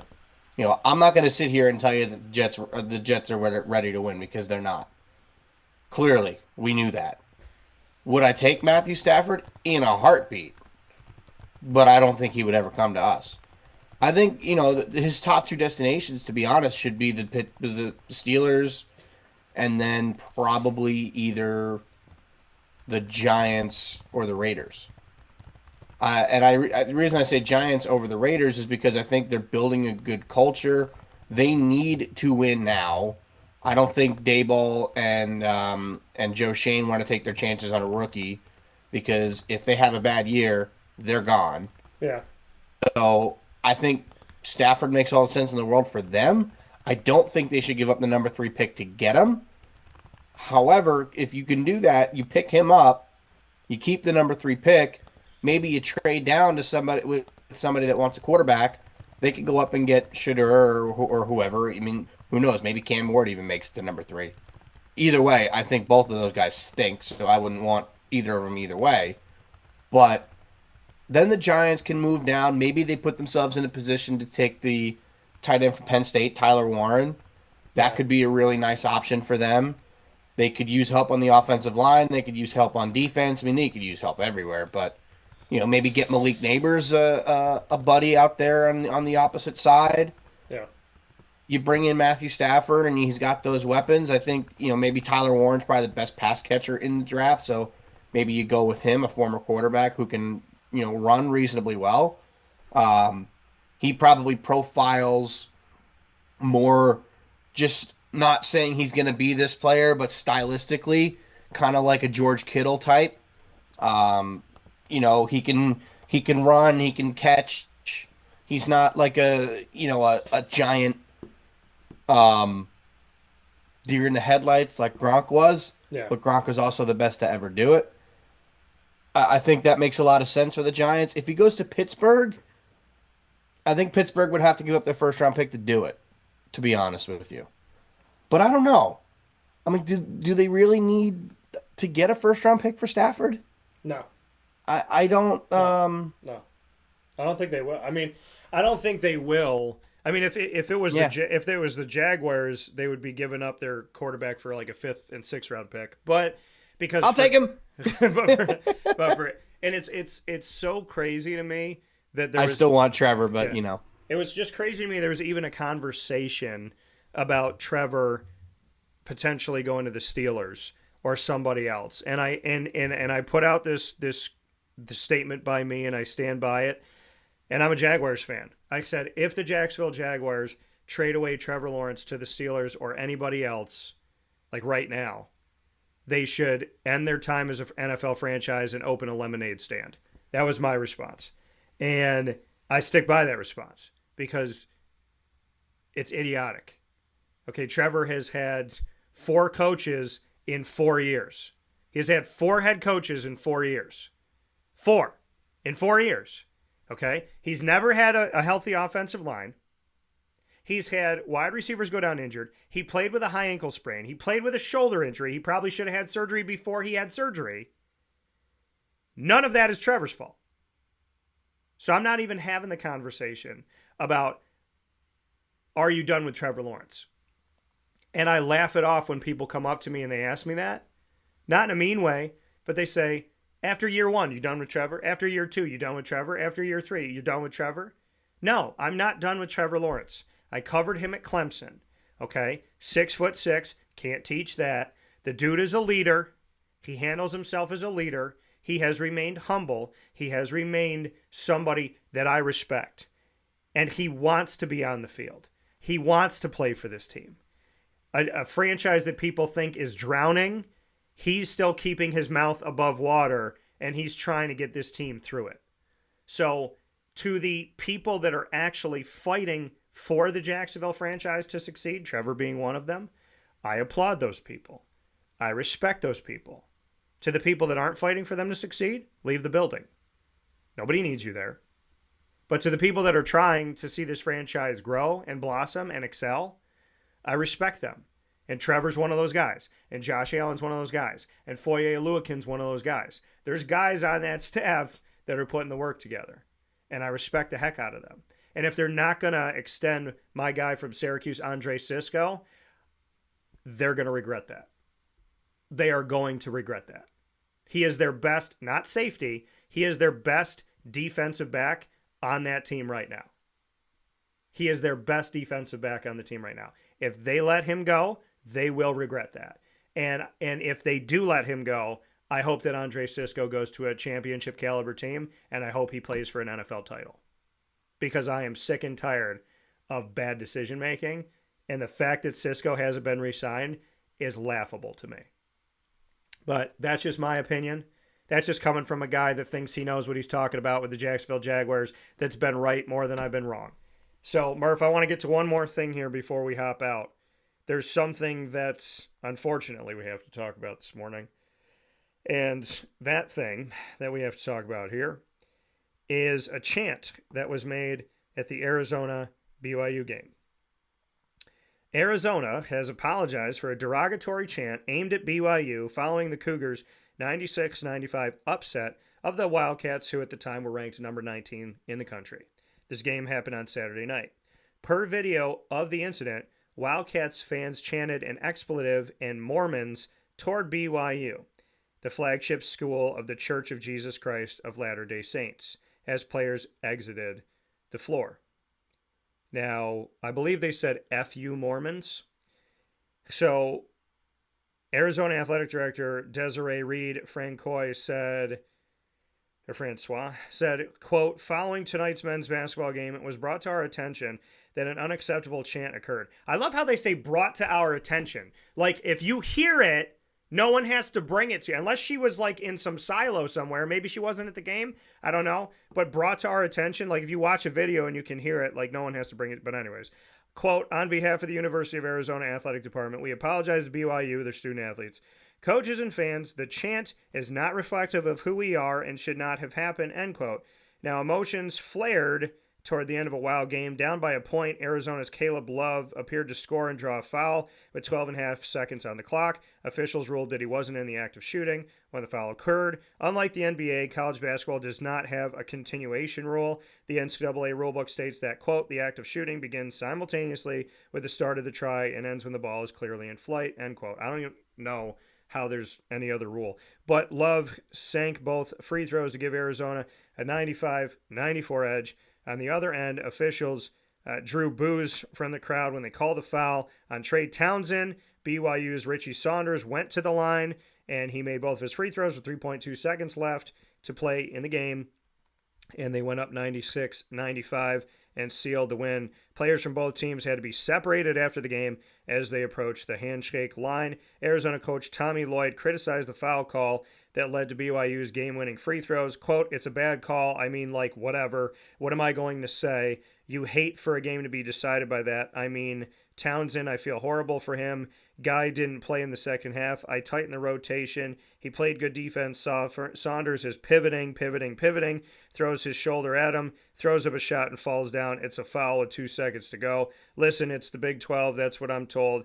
And the guy who called it is one of the best refs, so we've got to live with it, but step back. They scored 93 points up to that point on our home court. That's the problem, end quote. So, I mean, I think his beginning conversation, because guys have to remember, coaches get fined. I mean, people have to remember, these coaches know they get fined if they talk about the refs. So he said something kind of negative, but then he came back and was like, oh, but he's one of the best refs out there. So I think that maybe he saved himself from being fined. But yeah, the exact quote was not F you Mormons. It was F the Mormons. And you can go on YouTube and you can check out conversation about that. So, I mean, it's nice to know that Arizona fans lose in class. Murph, your thoughts on the fact, and by the way, they're called the BYU Cougars. And so, I mean, you're watching the Wildcats play the Cougars. So, not that you should ever say F you, but, you know, I mean, they're the Cougars. So if you're going to get upset, boo the Cougars, I guess. But F you Mormons, they attacked a school. They attacked a religion. They attacked what they believe in, all because they lost by 1 point. Your thoughts? The negative perception that anybody that believes in any sort of God or prays to any sort of God gets these days is completely unacceptable. Mormon, Christian, Catholic, Jewish, doesn't matter. Yeah. It is totally unacceptable. I agree.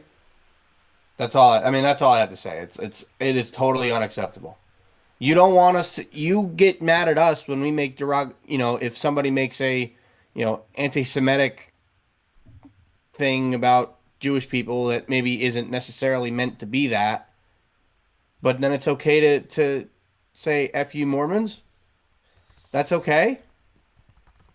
Yeah. It's totally unacceptable. Yeah. And I mean, and the thing is the reality, for whatever reason, there's been an attack on God over the years, and it's gotten more legs to it because the media has...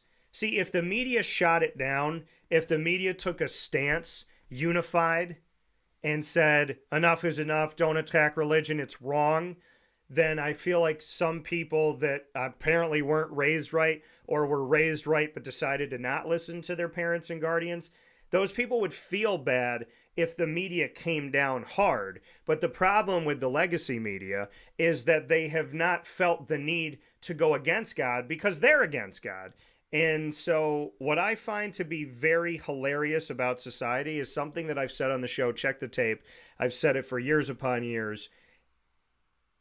When you attack God, when you distance yourself from God, when you try to erase God from your country, there is a direct parallel of the de-evolution of society with a distancing from God. When you take God out of things, society crumbles. And if you look at what the media has done over the years, and you look at the way society has been in America over these last few years, we have seen a deterioration of society in direct reflection of taking God out of society. And the fact that these students felt that they could do this shows you even more so what is happening on college campuses. What are teachers teaching? What are teachers saying? What type of propaganda is being proposed by teachers? What is education now on college campuses that lets a student who's 17, 18, 19, 21 years old feel like they have the right to say F the Mormons during a basketball game that has nothing to do with religion whatsoever? And by the way, it brings me back to a time where there was an NC State player playing at Duke a few years ago, pre-COVID. His grandmother passed away. He went to shoot free throws at Cameron Indoor, and Duke fans chanted, "How's your grandma?" So I will say with utter certainty, without doubt, and without retraction, those of you that are making these comments need to find Jesus before Jesus finds you. I'm not saying he's going to hurt you. I'm saying you don't want to meet him talking like this. And shame on the fabric of our society that has made people feel like it's okay to attack a religion publicly, vehemently, and by the way, on television. I can't. I'm getting sick of it. I'm getting sick of that. I just am. So with that being said, it does cause my stomach to get very sick. And I'm upset right now talking about it. Here on this show, we've never shied away from God. We never will. The fact that more people are talking about God now is great, but we remain unchanged. I will talk about God if I'm the only person. I will talk about God if everyone's doing it. I am not here to speak about God because it's popular, and I'm not here to speak about God to be a shock jock if it's unpopular. I'm here to talk about God because I know where I came from, I know who made me, and I know that if I lost everything in my life, I wouldn't lose him. And I put up that a few weeks ago. I said, if I lose the world and gain God, what have I lost? If I lose the world and gain the kingdom of heaven, what do I lose? We are so focused on this spinning rock that's a temporary hotel that we're forgetting about the fact that when our time is done here, we have to answer to somebody, and we're going to one of two places. One of them's really nice, I hear. The other one ain't that great. Have some respect. Have some morals and values. And I'm just going to say this really quick, Murph, because I know you have to go. To the educators out there in society, if you are teaching hate at any level, I ask you to resign today because I've had enough. I second that. So, with that being said, Murph, I appreciate you being here as always. I will look forward to seeing you next week, and I hope you have a safe and wonderful week in the meantime. Appreciate that, my friend. I will talk with you next Monday. All right, sounds good, brother. Take care. All right, see ya. That coming from Murph here on a Murph Monday. DT and Murphy coming to you on Wake Up Call with Dan Tortora, where sports truly meets that thing called life. We'll take our final step aside on Wake Up Call, and we'll be back inside the Great Lakes Honda City Studios right after this. Here's a message from Renee from Bryan's Landing, located on 6523 East Seneca Turnpike in Jamesville, New York. Open Tuesdays and Wednesdays for dinner, Thursday through Saturday for lunch and dinner, and Sundays for brunch. It's a lot like the way that my mom and dad ran their restaurant. We have put in place a lot of people that are family to us, very similar to how my dad hired people that were family to him. And then the tradition I'm carrying on is a lot of the items that are on our menu are my dad's. And he taught our chefs how to recreate his dishes. So I think that Tommy McNerney, who our executive chef is, to him it is an art. And I think that when he does create a dish, it's not just about making the food taste delicious, which is definitely our priority, but it's an art to him, and it's almost like his canvas on a plate where he just wants the colors to look great, and people love it because he takes pride in that. And Bryan and I appreciate that. We want it to obviously look good and taste good. I will tell you, when we opened up, it was 6 weeks before COVID. And what was amazing was the community, our friends and family stepped up, and everybody did takeout. Everybody supported us. Our hearts were just so filled. So to Brian and I, obviously our friends come all the time, and we just have repeat customers in Jamesville, and I think people going to our previous restaurant in Green Lakes are making the trip to come to Brian's Landing to support us. And I mean, I think we have great food and a great atmosphere. So it's very, very important to us. Head to Brian's Landing, located on 6523 East Seneca Turnpike in Jamesville, New York, where memories have become recipes that are now meals to share with you. Tuesdays and Wednesdays for dinner, Thursday through Saturday for lunch and dinner, and on Sundays for brunch. And be sure to come out for live music Friday, Saturday, and Sunday.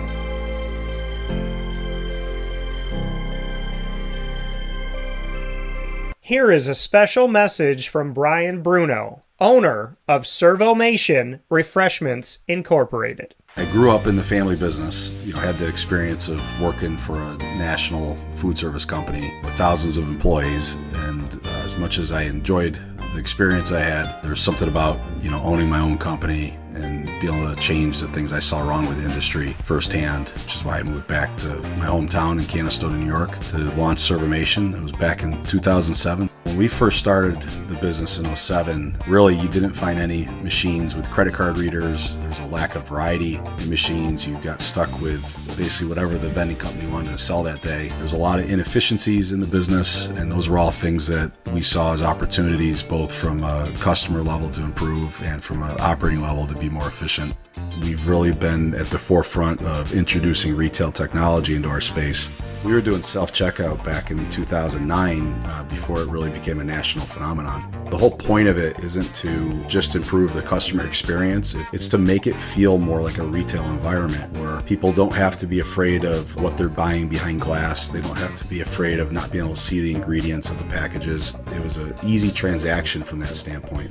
If we were to reinvent something, we wanted to make sure what we were making looked and felt more like a deli and not like something that you would traditionally see in a vending machine. I was tired of hearing for years the customers say the wheel of death because the vending machine would circle around with the same tuna salad in it. What we wanted to do was it really change the perception of that food. So allowing customers to touch it, allowing customers to feel the weight of it, allow customers to see the freshness of it, and also the variety of it really helps them change the perception and ultimately the value of what we bring to them.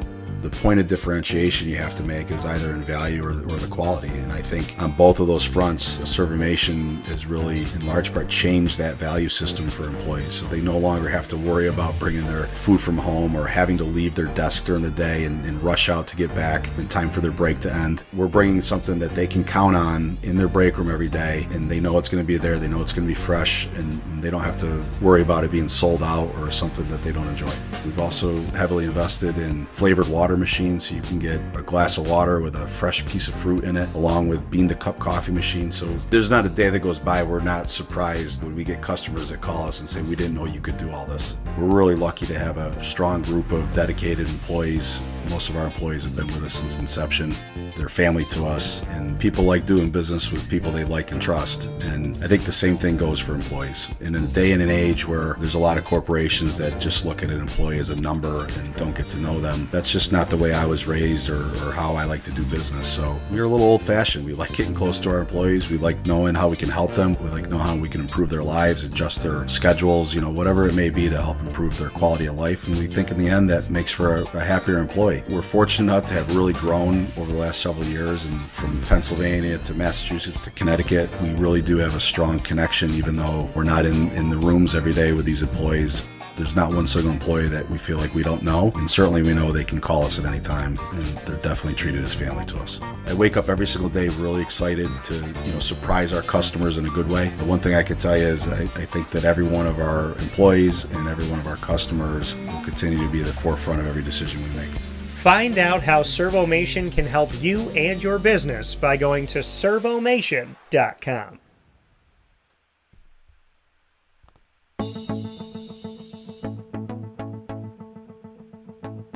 Avicoli's, located on the corner of Route 57 and Wetzel Road in Liverpool, New York, has been your trusted neighbor for decades. Located just steps from Liverpool High School, we're happy to have the Liverpool Warriors on-site, on-location broadcast at Avicoli's through Wake Up Call with Dan Tortora every single month, featuring student athletes, coaches, and administration throughout the year from Liverpool High School. Head out to Avicoli's today on the corner of Route 57 and Wetzel Road in Liverpool, New York, open Tuesday through Sunday for lunch, dinner, and drinks. We'd love to see you out there, and of course you can call them at 315-622-5100 for takeout, delivery, and catering. That's 315-622-5100, and also find them on myavicolis.com. That's myavicollis.com.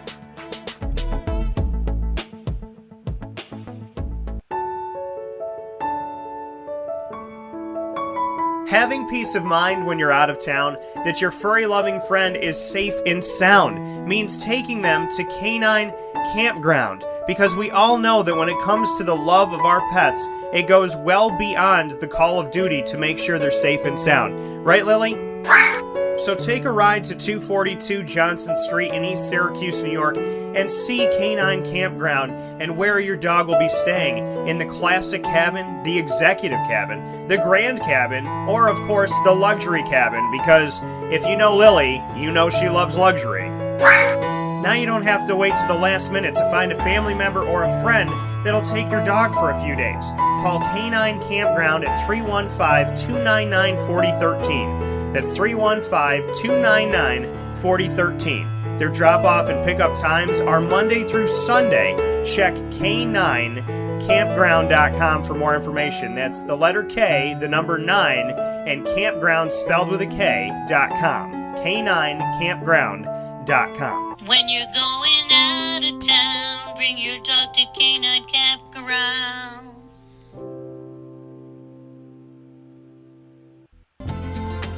Looking for your next ride? Look no further than Great Lakes Honda City, located on 7140 Henry Clay Boulevard in Liverpool, New York. Serving our community for decades, their new and pre-owned vast array of vehicles are available to you Monday through Saturday on site.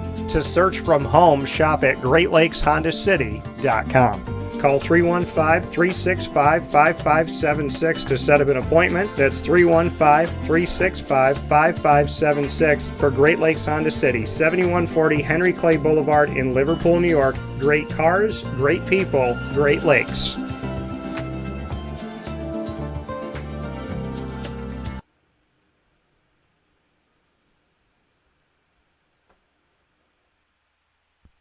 Carvel DeWitt, it's what happy tastes like. Do you know why? Because we make ice cream. Creamy, rich, flavorful ice cream. Not yogurt or iced milk like some of our competitors. Ice cream.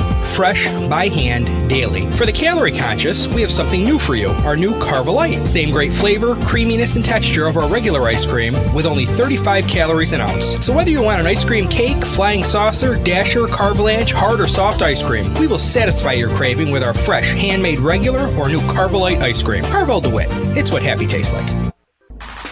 The Wildcat Sports Pub in Camillus, New York is located on 3680 Milton Avenue in the Home Depot Plaza. It is your family-friendly sports bar and restaurant. Folks, some sports bars aren't family-friendly. Some family-friendly restaurants are not sports bars. The Wildcat Sports Pub in Camillus, New York is proud to be both. It is that marriage that you've been looking for years. The Wildcat Sports Pub is your home base for your sports bar and restaurant needs, games for the kids, indoor and outdoor activities, and enough things on the menu to come back every single week and get to try something new. They're open Sundays from noon to 8 p.m., Monday through Wednesday, 11 a.m. to 11 p.m., and Thursday through Saturday from 11 a.m. to midnight. For reservations and party information, call 315-487-2222 for the Wildcat family-friendly sports pub and restaurant.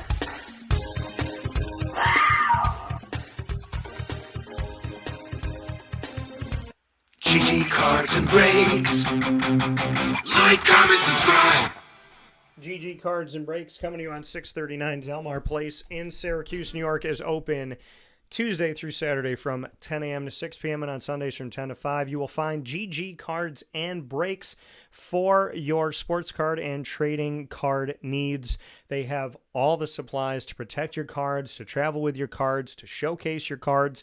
They have hockey, soccer, basketball, baseball, football, Disney Lorcana, Yu-Gi-Oh!, Magic the Gathering, Pokemon, while supplies last, and more. They have Marvel cards, and they just got a bunch of graded cards back from PSA, so you can go and look in their cases and see what has been encapsulated to bring home for your collection. If you've never collected cards before, now is a great time to start something that keeps you a big kid throughout your entire life.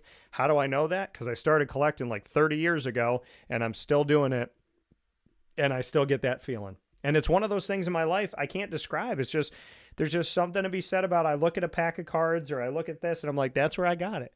You know, I remember a lot of places where I got my cards, and I have gotten so many things from GG Cards and Breaks. We're going to be doing an all-new box break today. I'm excited for that because they're closed on Mondays, so why not give 7 days a week to GG Cards and Breaks, right? They're open Tuesday through Sunday, closed on Monday, so I can do my box break on a Monday to help you stay connected to GG Cards and Breaks all week long. 639 Delmar Place in Syracuse, New York. Open Tuesday through Saturday from 10 to 6 and Sundays from 10 to 5. Go and see him. Let him know that DT sent you their way.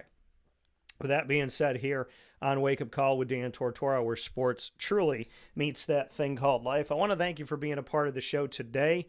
Unfortunately, I have to bring up this statement that the F the Mormons conversation is not something that came up just in this Arizona game. It happened during the Oregon-BYU football game. So Oregon's done it, Arizona's done it, and Oregon pledged to investigate the situation.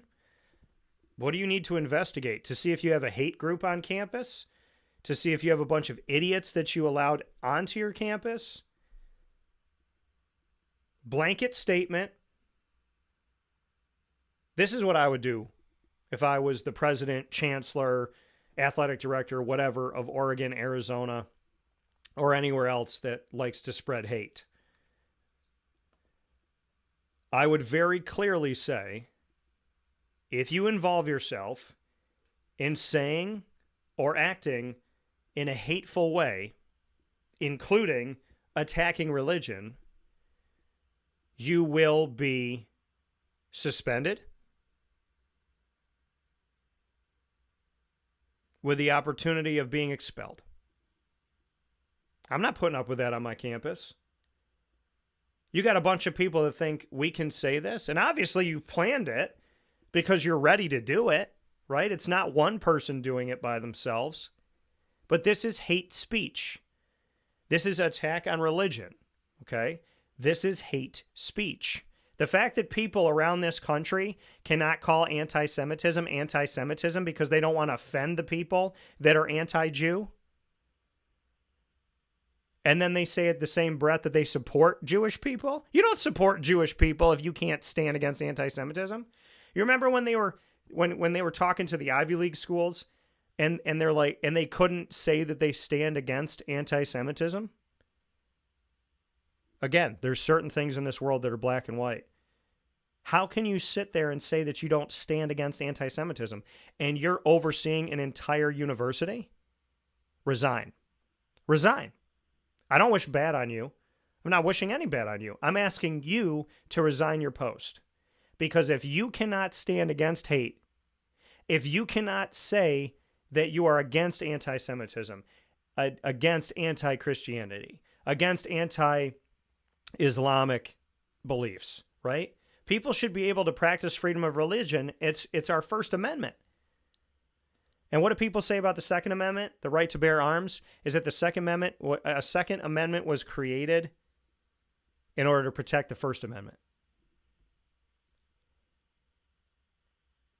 The fact that there are young people in our society chanting F the Mormons, now at Oregon, now at Arizona, this is despicable.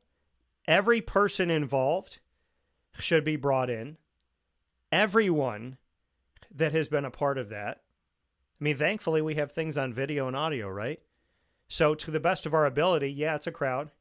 But if it's your student section, you bring in every student on campus.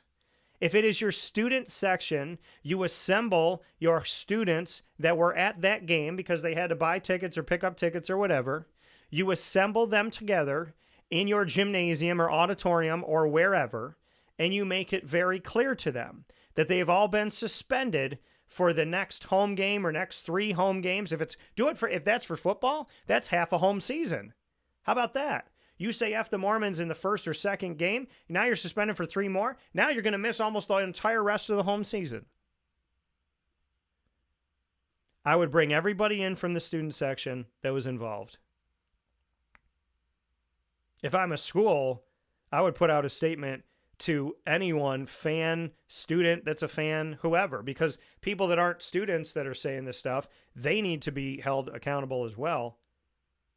But the fact that we are up in arms about so many things in our society right now, don't tell a person that they can't be a cat. You can't do that. That's hate speech. Really? No. That's a weirdo who's taught their child to be weird, and those weird people need to be dealt with, and maybe that child needs to be taken by social services, because who is teaching your child to be a cat?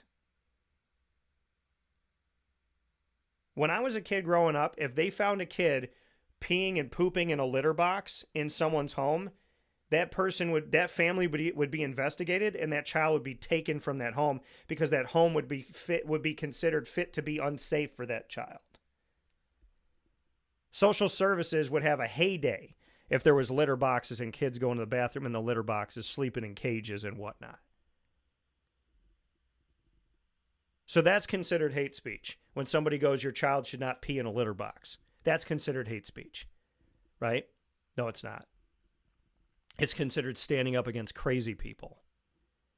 Hate speech is when you say, F the Mormons, okay? And Jerry said it perfectly. If you can't come out against it, then you support it, right? Silence is compliance. That's what silence is to me. It's compliance, right? People think, well, you can't, like, if a bully's beating up a kid at school and I stand there and watch, I can't get in trouble. I'm not the bully. You can't get in trouble? You're watching it happen. Are you a fan? No, I'm just scared. I don't want the bully to hit me. So you're going to let somebody else get hit? You're going to walk by an alley, see somebody getting raped, and go, well, thank God it's not me. Silence is compliance. And yeah, do we worry? Oh my gosh, what if I had to live up to that?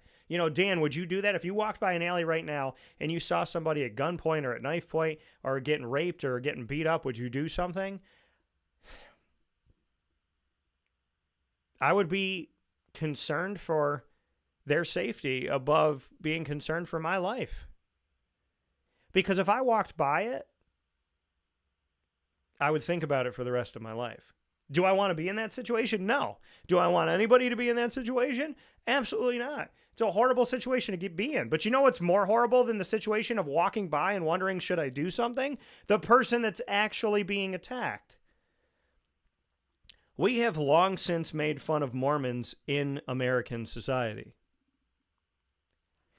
They should not feel unsafe. If I heard F the Christians at a Syracuse game, I would think that my city is against me. And you know what? Syracuse University has some work to do with making good, high character, high quality, moral people feel accepted on their campus, me included. Because I don't know where God exists at Syracuse University, to be honest with you. And silence is compliance, so I can't shut up about my university any more than I can shut up about Oregon or Arizona. We need to come out and say that this stuff is wrong. The people involved, the student section, needs to be brought to some assembly. They need to be suspended. And the next time it happens, they will be expelled from the school. Not take their tickets away. You will be expelled. You can go home and tell mommy and daddy that they raised you to go out here and spread hate speech about God and Jesus Christ, and you now are back at home at 19 years old with half of an education because you decided that hate speech was more important than going to school. And to the teachers and educators that support hate speech, to the teachers and educators that don't think it's wrong to attack God in any way, shape, or form of any religion, Allah, God, whatever you want to call them, to those of you that are silent, please quit today. To those of you that teach that it's okay, please quit today. Because if you want to change the United States of America, we're going to have to investigate education across our entire country, and we're going to have to let some people go that have been providing opportunities to spread hate speech if they haven't been teaching it directly to our children. The days of attacking God need to be over. And God help those that decide that they're going to keep doing it regardless. I don't stand for it. I stand firmly against it. I will always be against it. If it's anything versus God, I choose God. And if it's him and I by ourselves, I choose God. I would rather die on a cross next to Jesus Christ than live in a world that thinks it's okay to spit on God. So Oregon, Arizona, suspend, expel, punish justly, firmly, swiftly, completely, and make it clear that if it happens again, there will be an even harsher punishment. If you don't do that, then I see no sense in you existing as a university. That's not me wishing bad on you. That's me saying if you, Oregon, or you, Arizona, or you, whoever, cannot stand against hate speech and do not swiftly act against this, then you're compliant with it. And as far as I'm concerned, you support it. And if you support it, I will never support you. Because if you are against God, you are against me. He's my brother. He's my father. He's my spirit. He's my teammate. Plain and simple. Point blank and the period. And the exclamation point. Thank you for tuning in to Wake Up Call with Dan Tortora from the Great Lakes Honda City Studios here on YouTube.com and Facebook.com, both /WakeUpCallDT, and on WakeUpCallDT.podbean.com. We appreciate you being here, hanging out with us where sports truly meets that thing called life, Monday through Friday from 9 a.m. to 11 a.m. Eastern Time, and of course on Amazon Music, Audible, iHeartRadio, iTunes, and Apple Podcasts, Player FM, Podbean, Podchaser.com, Podvine, Spotify, TuneIn, and YouTube. All you have to do is search Wake Up Call with Dan Tortora, or one word, Wake Up Call DT. So make sure you find us on any one of these outlets, and make sure you click subscribe and follow. We appreciate all of your support always, and I can't thank you enough over the years for all that you've given to Wake Up Call just by showing up.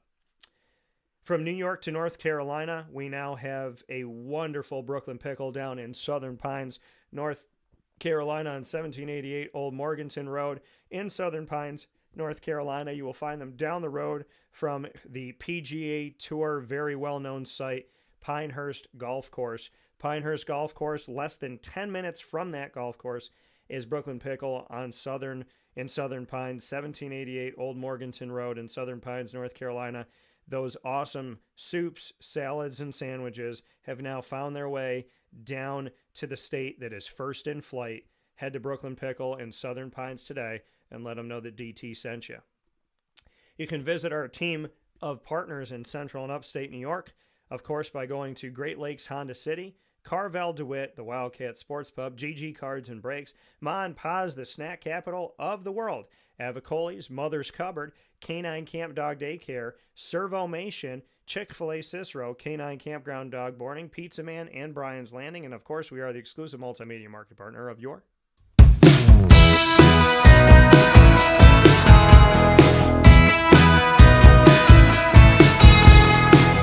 Lemoyne College Dolphins. It's Fins Up every single month on Wake Up Call with Dan Tortora. Find your Dolphins right here every Wednesday where sports truly meets that thing called life. Hanging out with the Dolphins, student athletes, coaches, administration, future Dolphins, and alumni, Wednesdays at 9 a.m. Eastern Time for Dolphin Time. And, of course, you can find all of our content with the Dolphins by going to youtube.com/wakeupcalldt. Click subscribe, hit the notification bell, and find our Lemoyne playlist. You'll also find the Dolphins by going to wakeupcalldt.com's homepage and underneath the exclusive partners tab. For more information, go to lemoynedolphins.com and fins up.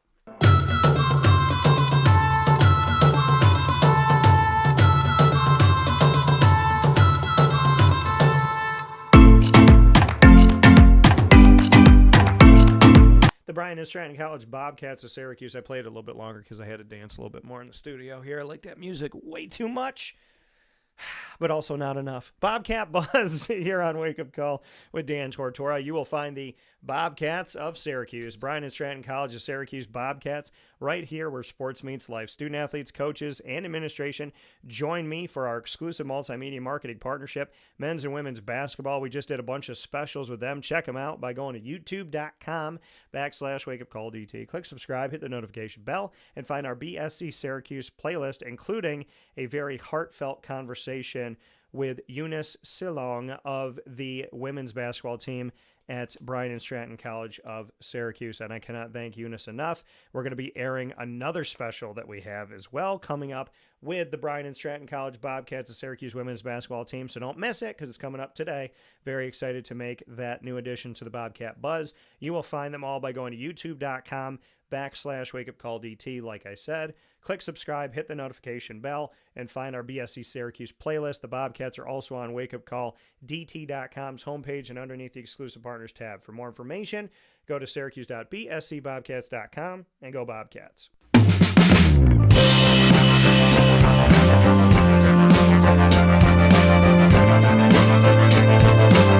The Binghamton University Bearcats are exclusive multimedia marketing partners with Wake Up Call with Dan Tortora. Find your Bearcats every single Tuesday in the wonderful Bearcat time that we have. Tuesdays at 10 a.m. Eastern Time, you will find the Binghamton Bearcats student athletes, coaches, and administration telling their incredible stories and their journey to Binghamton and what they've learned from being at Binghamton.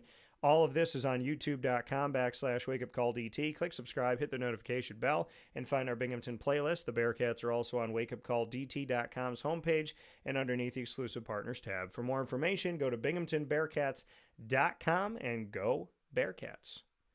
With that being said, inside the Great Lakes Honda City Studios, I put up a poll while Murph and I were talking. I said, who do you think quarterback Matthew Stafford will play for in the upcoming 2025-26 NFL season? And you have all responded, and you've responded to each of the four answers pretty evenly so far. 20% of you have picked the Raiders. 25% of you have picked the Giants. 25% of you picked the Steelers. And 30% believe that he will stay a Los Angeles Rams. So continue to vote today. I love the fact that y'all have gotten into the votes here, and a bunch of you have voted already. You can vote on X, the former Twitter, @CallDT. That's CALLDT. Who do you think Matthew Stafford will play for in the upcoming 2025-26 season? And it is pretty even right now. 30% stay with the Rams, 25% Steelers, 25% Giants, 20% Raiders. I'd love to get your vote today and your follow on our channel there on X @CallDT. We're also on Facebook @WakeUpCallDT and on Instagram @WakeUpCall_DT. For now, for Murph from the Great Lakes Honda City Studios, I bid you adieu and ask that you have a wonderful, peaceful, beautiful day. Stand up for what's right. Stand up for what you believe in. Stand up for God and do it in a kind and peaceful way. God is with you always. And may God bless every single one of us. May God bless this world, not just America, but everybody everywhere. And may God bless the universe and every living being. From the Great Lakes Honda City Studios, God bless, no stress, do your best.